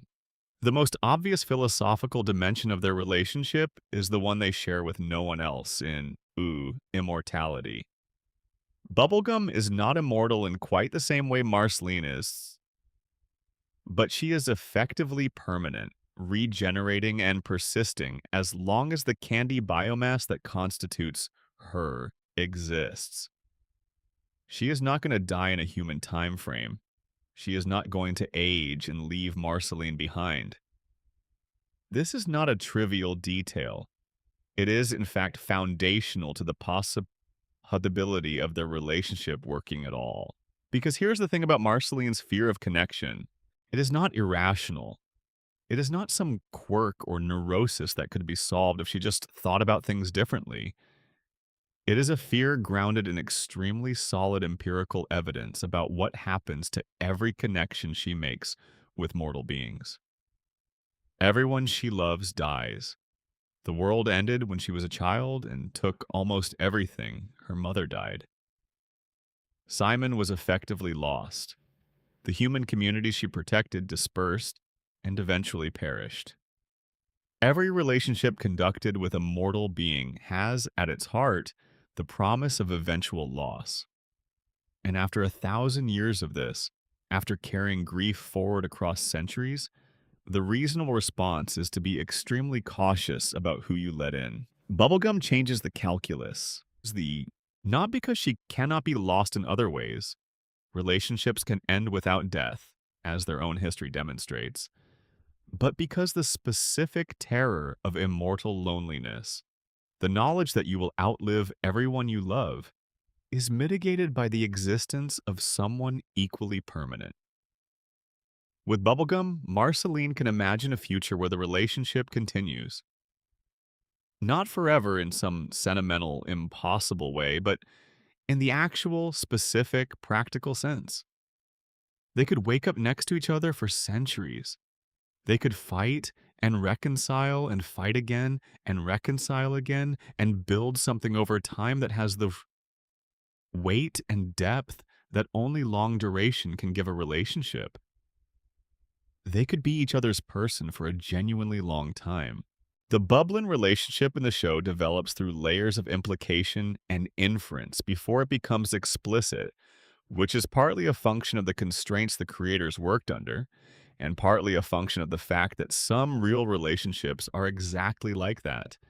They begin in ambiguity, in the charged space between closeness and something more, in glances and gestures and songs that say more than the words surrounding them. The season 3 episode What Was Missing is the pivotal early moment when Marceline's song makes clear that whatever she feels for Bubblegum is not simple friendship, that there is history between them, that there is hurt, that the hurt is the specific kind that only comes from a love that was not handled well. Their breakup, shown in flashback in Obsidian, happened over a fight. Marceline had been trying to sing the dragon larvo back into its seal, using a song that required genuine emotional openness. Bubblegum, characteristically, tried to control the situation, to manage it, to optimize it. And Marceline, in that moment, could not do the vulnerable thing she needed to do while Bubblegum was hovering and directing. The fight that resulted was the kind of fight that ends relationships. Not because either person is necessarily wrong, but because both people are defending something important and the defenses are incompatible. Marceline needed space to be authentic without being managed. Bubblegum needed to feel like she was doing something, like she had control over the situation. Neither of these needs is unreasonable. Together, in that moment, they were catastrophic. What is philosophically interesting about the Bublin relationship is how it maps onto the specific issues that each character carries. Bubblegum's shadow side is her need for control, her tendency to treat even the people she loves as variables to be optimized rather than people to be with. She is the ruler of a kingdom. She is accustomed to solving problems through management and policy and careful arrangement. And she applies this approach to relationships too, including her relationship with Marceline, with results that are, to put it gently, mixed. Bubblegum's lesson throughout the show, particularly in Stakes, is to learn what it means to support someone without managing them, to be present without being in charge, to trust the other person's process. Marceline's shadow side is her withdrawal, her preemptive self-protection, her tendency to push people away before they can leave her. She picks fights sometimes, not because she wants the fight, but because the fight is familiar, and the alternative, the genuine closeness, is terrifying. She makes herself difficult to love partly as a test and partly as a defense, checking whether the person will stay through the difficulty, and partly because difficulty is something she knows how to be in a way that vulnerability is not. Marceline's lesson throughout the show is to learn that not everyone is going to leave, that closeness does not inevitably end in loss, and that the cost of genuine openness is worth paying. In Obsidian, set after the series finale, they are together and it is good. Not without tension, not without the old patterns flickering up occasionally, but genuinely good. They are building furniture. They are bickering affectionately about domestic things. They are in each other's daily lives in the unremarkable and wonderful way that long-term couples occupy each other's lives. And when the dragon threat returns and forces Marceline to confront the thing she has been avoiding, Bubblegum's role is exactly right. She does not manage it. She does not take over. She is present. She creates the conditions in which Marceline can do what she needs to do. This is philosophically a description of what a good partner does.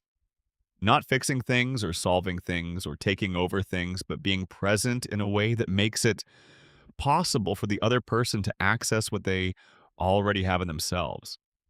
The love between Marceline and Bubblegum is also significant as representation, as an embodiment of the idea that queer relationships are not fundamentally different from other relationships. They contain all the same elements: the history, the difficulty, the growth, the compromise, the specific joy of being known by someone who chose to know you. The show was constrained for years in how explicitly it could develop this relationship, and the creators, particularly Rebecca Sugar, pushed against those constraints consistently. The confirmation in the finale, the kiss, was greeted by a very large audience as something long awaited and genuinely important. And the hour-long Obsidian special can be understood as an act of repair, as giving the relationship the space and depth it had always deserved. The philosophical substance of bubbling is not changed by the decades it took to be acknowledged. The love was always there. The acknowledgement just finally caught up. Section 9. I remember you. Grief, memory, and identity. There are episodes of Adventure Time that are good, and there are episodes that are great. And then there is I Remember You, which occupies a different category entirely. It aired in October of 2012 and was written and storyboarded by Rebecca Sugar and Cole Sanchez, from a story by Patrick McHale, Kent Osborne, and Pendleton Ward. It is, by the consensus of the show's fandom, and by the assessment of most critics who have engaged with it seriously, among the finest single episodes in the history of American animated television. And it is, for our purposes, the most philosophically concentrated single piece of Marceline's story.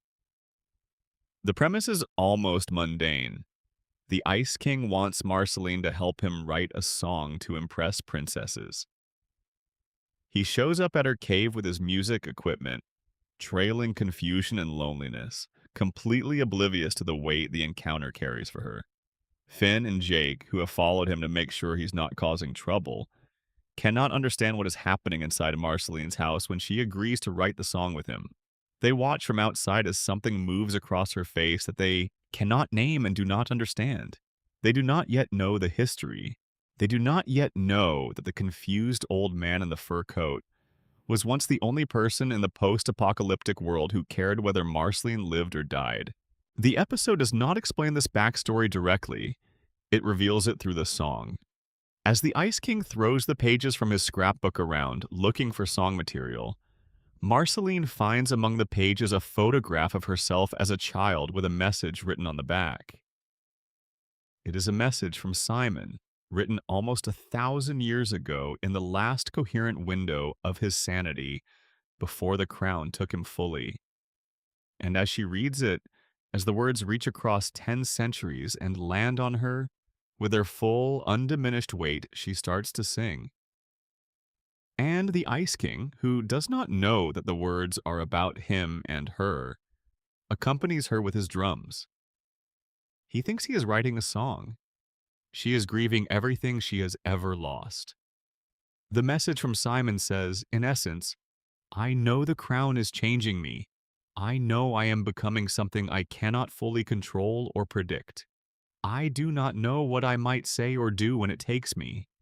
Please forgive me for whatever it is. I need the crown to stay alive.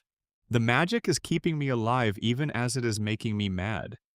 I remember that I saw you frown. I swear it wasn't me. It was the crown. Please forgive me for whatever I do, but I don't remember you. Please forgive me for whatever I do, but I don't remember you. The cruelty and the tenderness of this line simultaneously is almost unbearable. Simon knows he is going to forget her. He knows that the person who loves her and is sorry for leaving her is going to dissolve into someone else. Someone who will have no memory of why he cares so much about this small gray-blue child. And so he is asking in advance, with whatever clarity he has left, for the forgiveness that the future Ice King will not know he owes her. He is writing a note from himself to his own future self's victim. He is trying to repair, in advance, a wound he is about to inflict. This is a piece of narrative genius, and it is also a genuinely profound meditation on the relationship between identity and responsibility. Simon is asking to be forgiven for what a person who shares his body will do. But is that person him? If the crown erases his memory, dissolves his personality, replaces his values and his love with confusion and obsession, is what the Ice King does something that Simon Petrikov is responsible for? And if it is not his responsibility, then who is responsible? The crown? The mushroom war that drove him to put on the crown in the first place? These questions do not have clean answers, and I Remember You does not pretend they do. What the episode does instead is something more honest. It shows us what it costs to live with these unanswerable questions. Marceline has been living with them for almost 1,000 years. She knows that the Ice King is not Simon. She knows that his actions, his constant wandering to her cave, his oblivious intrusions into her solitude, his hapless attempts to connect, are not the deliberate acts of a person who knows what he is doing. But she also cannot quite help looking for Simon in him, cannot quite help the hope, fragile and persistent, that something of the person she loved might still be there. The flashback that closes the episode is the thing that transforms it from very good to extraordinary. As Marceline and the Ice King sing the last notes of their song, the screen cuts to almost 1,000 years ago. A young Marceline, perhaps 5 or 6 years old, sits crying alone in the ruins of a city. Simon, still more himself than not, sees her from a distance and comes toward her. He finds a pink stuffed animal, a bear, in the window of a destroyed toy store. He holds it out to her. She takes it. She stops crying. This is Hambo, the bear that would become her most cherished possession for centuries. The bear that her ex-boyfriend Ash would sell for a magic potion and whose loss would devastate her. The bear whose story connects directly to the episode Sky Witch, which connects to Bubblegum keeping one of Marceline's old shirts because it smells like her and she misses her, which is the thread that leads through What Was Missing and all the way to the kiss in the finale. All of it comes back to the ruined toy store. All of it comes back to Simon handing a bear to a crying child in the wreck of the world. All of it comes back to this specific act of tenderness, this small, unheroic human response to suffering that was just, I see that you are sad, and here is something soft to hold. The philosophical weight here is about the relationship between memory and identity. Marceline is the only living holder of this moment. She is the only one who knows it happened. The Ice King does not know. Simon, in some technical sense, is not available to know.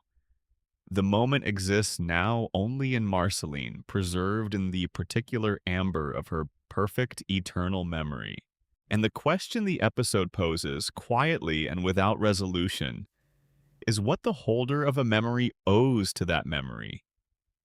What obligation, if any, does Marceline have to Simon? To the Ice King? To the truth of what happened? The philosopher Paul Ricoeur wrote about what he called the duty of memory. The idea that remembering the past, particularly the painful past, is not just psychologically healthy, but ethically required. Not because we owe the past a particular kind of reverence, and not because remembering will necessarily change things, but because to forget is to participate in a kind of second erasure of whatever was erased the first time. Simon's personality was erased by the crown. If Marceline also forgot him, if she allowed his memory to dissolve into the general amnesia of time, then Simon Petrikov would be gone in two senses, in the physical sense and in the memory sense. Marceline's remembering is in this way the last form of his survival. She does not always experience this as a gift. She experiences it often as a form of punishment. She is the keeper of a grief that has no resolution, the holder of a love that cannot be returned because the person who would return it no longer knows he felt it. She is, in the language of the episode, the last living piece of Simon Petrikov in the world. And being that is both sacred and exhausting.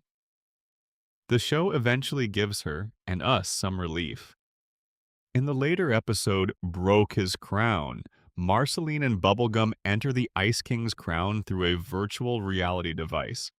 And inside the crown's labyrinth, they encounter a version of Simon, the actual Simon, temporarily accessible through the crown's strange internal architecture. He is delighted to see Marceline. He is warm and funny and recognizably himself. He apologizes for everything. He tells her how proud he is of her. And Marcelina, who's been waiting for this moment for almost 1,000 years, receives it with a kind of shaky, grace-filled acceptance. It is not a full resolution. The crown's reprogramming means this version of Simon will not be permanently accessible, but it is a moment of genuine contact, of genuine recognition, of Simon telling Marceline that he sees her and is glad she exists, and Marceline getting just once to hear it in his voice. There's a concept in grief therapy and trauma work called the corrective emotional experience. It refers to the idea that some of the wounds we carry were created by specific experiences, and that healing sometimes requires not simply understanding those wounds, but actually having a new experience that provides what the original experience withheld. For Marceline, the wound was the absence of Simon's recognition, his inability to see her or know her in the centuries after the crown took him. The corrective experience, brief and imperfect as it is Simon inside the crown looking at her and saying, "I see you. I know you. I am proud of you."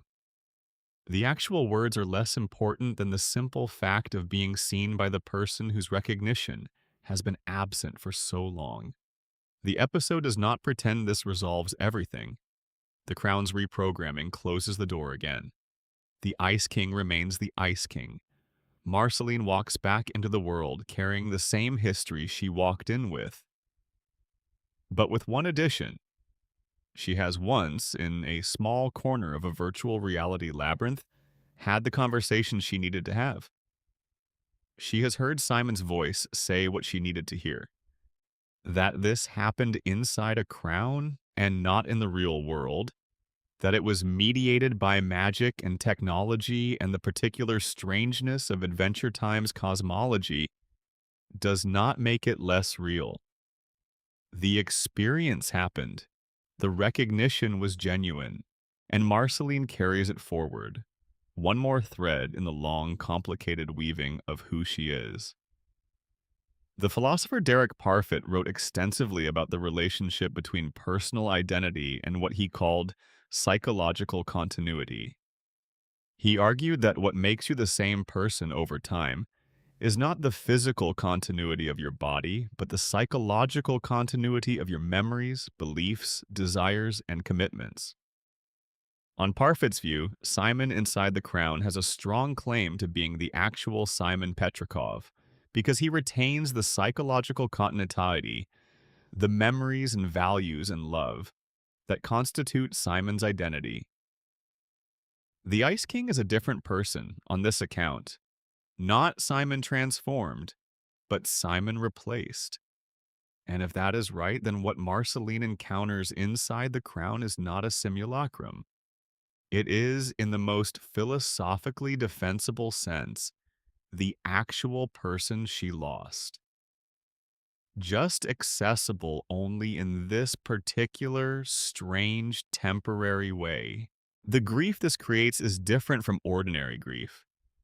It is a grief for a person who exists but cannot be reached, who is there but not available, who is alive in the technical sense but behind a barrier that ordinary means cannot cross, which, in different registers, is a grief that many people in the real world know well. Section 10. Everything stays. The philosophy of endurance. After all of it, after the apocalypse and the loss and the centuries of grief and the vampirism and the music and the complicated relationships and the hard-won growth and the moments of connection and the moments of devastating isolation, what is Marceline's philosophy? What does 1,000 years of being exactly herself, of refusing in some fundamental way to be anything other than what she is, teach? It is not a triumphalist philosophy. It does not arrive at the conclusion that everything works out, or that suffering is secretly good for you, or that the universe has plans. Adventure Time is not that kind of show. It is too honest for that kind of comfort. What it arrives at instead is something more durable and more useful than false hope. It arrives at the philosophy of endurance as a form of integrity. Endurance in the philosophical tradition has been understood in a variety of ways. The Stoics understood it as acceptance, the cultivation of a disposition that neither requires nor expects the world to be different from what it is. The existentialists understood it as defiance, as the assertion of meaning in the face of an indifferent universe. The Buddhist traditions understand it as equanimity, a stillness that is neither denial nor despair, but a different relationship to impermanence altogether. Marceline does not map cleanly onto any of these traditions, but she contains elements of all three, and the mixture she achieves is her own. The Stoic element is in her relationship to loss. Marceline has lost almost everything repeatedly, and she has not gone mad from it. She has not destroyed herself. She has not decided that nothing matters. She has absorbed loss after loss after loss and kept going, which is not the same as being indifferent to loss. She feels every loss fully, but she does not allow the feeling to stop the going. This is the Stoic practice of distinguishing between what is in our power and what is not, and focusing energy only on the former. Marceline cannot stop people from dying. She cannot stop time from moving. She cannot reverse the mushroom war or restore Simon's mind or retrieve the childhood that was taken from her. What she can do is play her music, keep her friendships, move through the world as herself. And she does this consistently, even when everything else has been taken. The existentialist element is in her music. Marceline creates, and creation is, in the existentialist tradition, the fundamental human response to meaninglessness. Sartre and Camus and de Beauvoir all, in different ways, identify the act of making meaning as the distinctly human response to the fact that the universe does not come pre-stocked with it. Marceline's songs are meaning-making acts. They are insistences made with an axe bass and a voice that has been honed by 1,000 years of living, that her experiences were real and important and worth the effort of articulation. The universe does not naturally preserve what she has seen. She has to do the preserving herself. And she does. The Buddhist element is perhaps the subtlest and the most recent acquisition. Marceline's relationship to impermanence, to the fact that everything changes and nothing lasts in its current form, shifts over the course of the show from resistance to something closer to acceptance. Everything stays is the statement of this acceptance. Not the blank acceptance of someone who has stopped caring, but the active acceptance of someone who has stopped fighting against what cannot be fought. Things change, and yet they stay in their changed form. The flower fades, but it is still there, slightly different, still itself. This is what Marceline has learned to do, to hold the changing without requiring it to stop. There is also a dimension to Marceline's endurance that is less easily categorized within any single philosophical tradition. The dimension of witness. She is the witness. She is the one who saw what happened when the world ended. She is the one who remembers Simon's face before the crown took it. She is the one who knows the names of the humans she protected in the post-apocalyptic wastelands, who lived and died in those first terrible centuries after the war, while the world slowly learned to be something new. Most of those names have no other surviving record. Most of those lives exist now only in Marceline's memory. There is a Jewish philosophical concept called zakor, which means remember. It is not merely a cognitive act, but an ethical one. To remember is to keep faith with those who cannot speak for themselves. To allow a memory to dissolve is, in a small way, to let the person who generated it die a second death. Marceline cannot help but be the keeper of a vast store of these memories, the living archive of people and moments and worlds that would otherwise vanish entirely. This is a weight, and it is also, in a quiet way, a vocation. She carries the dead with her, not morbidly, not as a burden that destroys her, but as a responsibility she has not put down and will not put down because she is the only one left to carry it. What does this mean, practically, for someone living a much shorter life than Marceline? The first thing it means, I think, is permission to be complicated. Marceline is never just one thing. She is the vampire queen and the musician and the daughter and the friend and the lover and the child of the apocalypse and the keeper of the dead. She contains contradictions and inconsistencies. She is fierce and vulnerable, closed and open, ancient and perpetually 18. Adventure Time never asks her to resolve these contradictions into some simpler, cleaner identity. It allows her to be all of it simultaneously, and it suggests that this complexity is not a problem to be solved, but the actual texture of a rich interior life. The second thing it means is that healing is not linear and does not always look the way you expect it to. Marceline, at the end of Stakes, is not healed. She is a vampire again. She still has the same fears, the same wounds, the same difficult relationships. What has changed is subtler. She is slightly more at ease with what she is. She is slightly more willing to let her friends help her. She is slightly less likely to preemptively push people away. The progress is real, but it would not be visible to anyone who had not been paying close attention for the full run of the miniseries. This is what actual healing from deep, long-standing wounds looks like.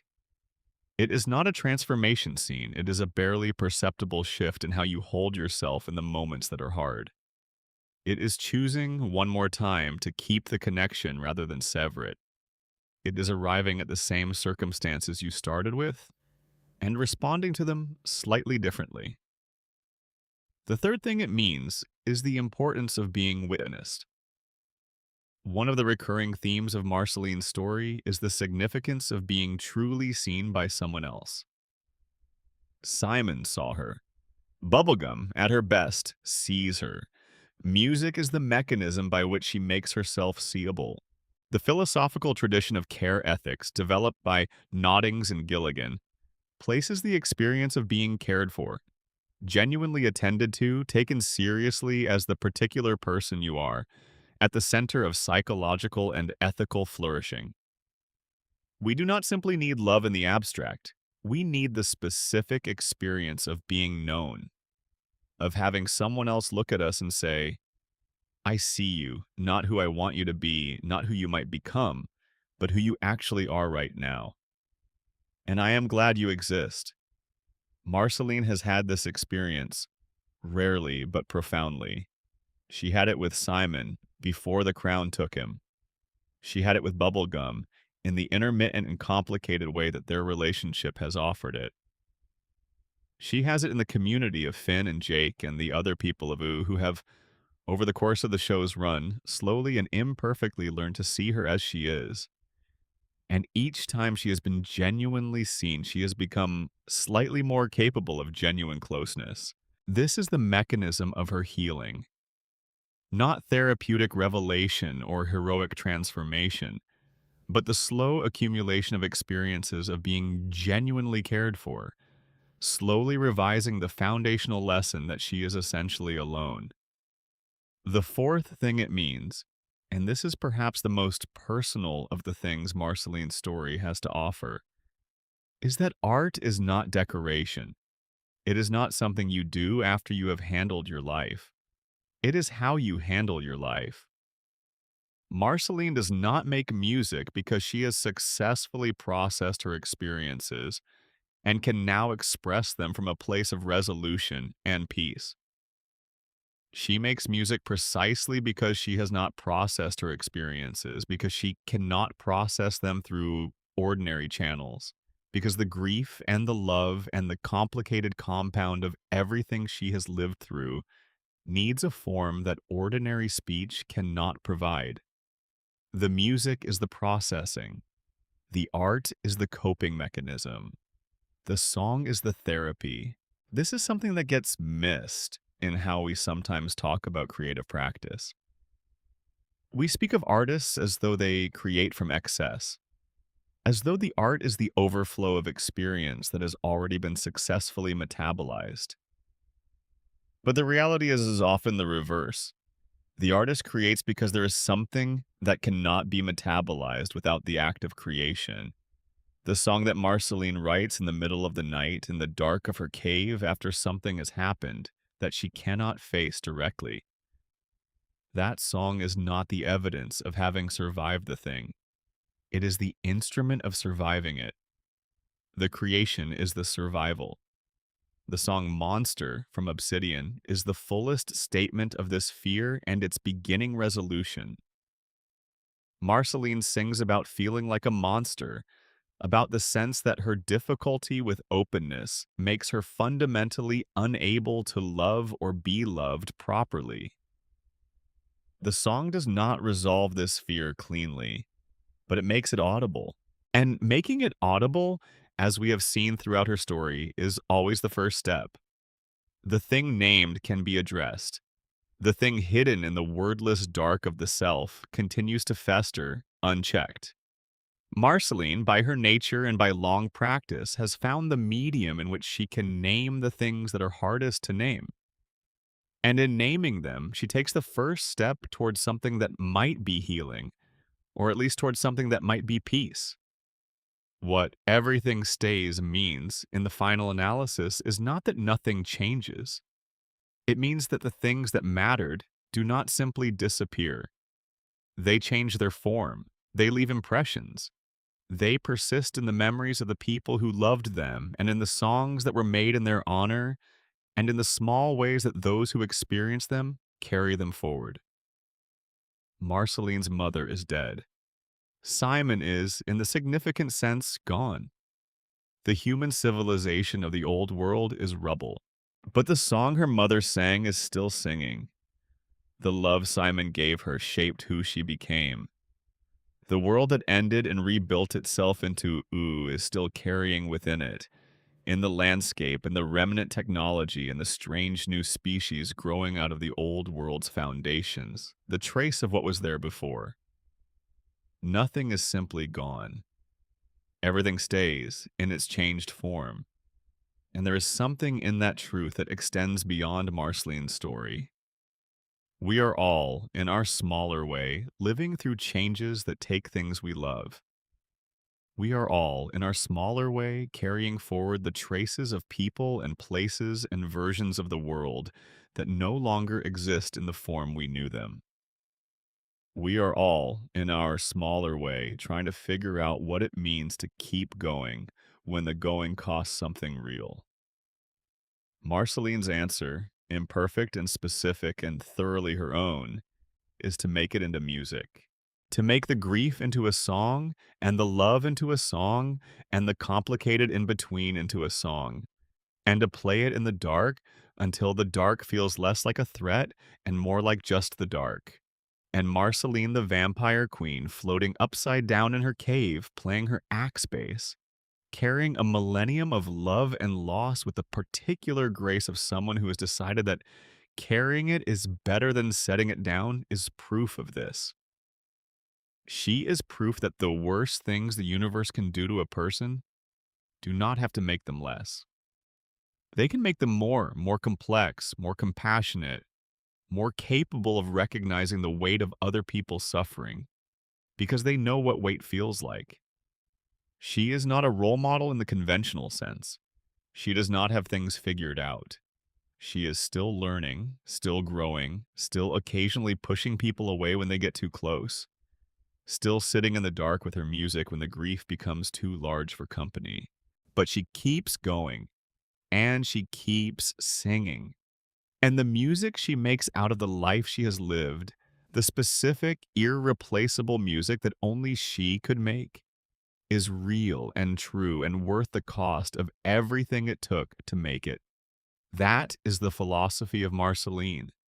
Not a system, not a doctrine, not an argument with a conclusion, but a way of being in the world that insists against considerable evidence that things are worth caring about, that people are worth knowing, that music is worth making even in the dark, that surviving the end of the world, though it costs everything, is not the same as being defined by it. Things change, everything stays. And underneath the vampire queen with her midnight hair and her 1,000-year-old grief, and her axe bass and her cave full of shadows, there is still the small gray-blue child who took a teddy bear from a man in a ruined toy store and decided, in that moment, that the world was still worth something. She was right.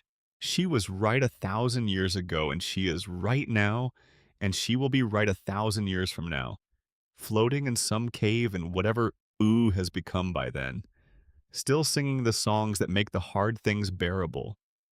And the cave will be quiet, and the night will be long, and outside the window, the world will keep doing what it always does, changing while staying, staying while changing.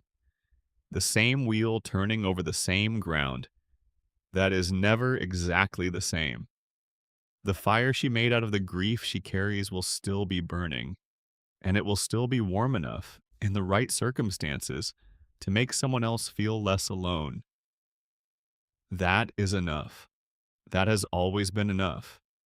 And in 1,000 years, when the wheel has turned again and the world has changed and stayed and changed again, it will still be enough. Everything stays.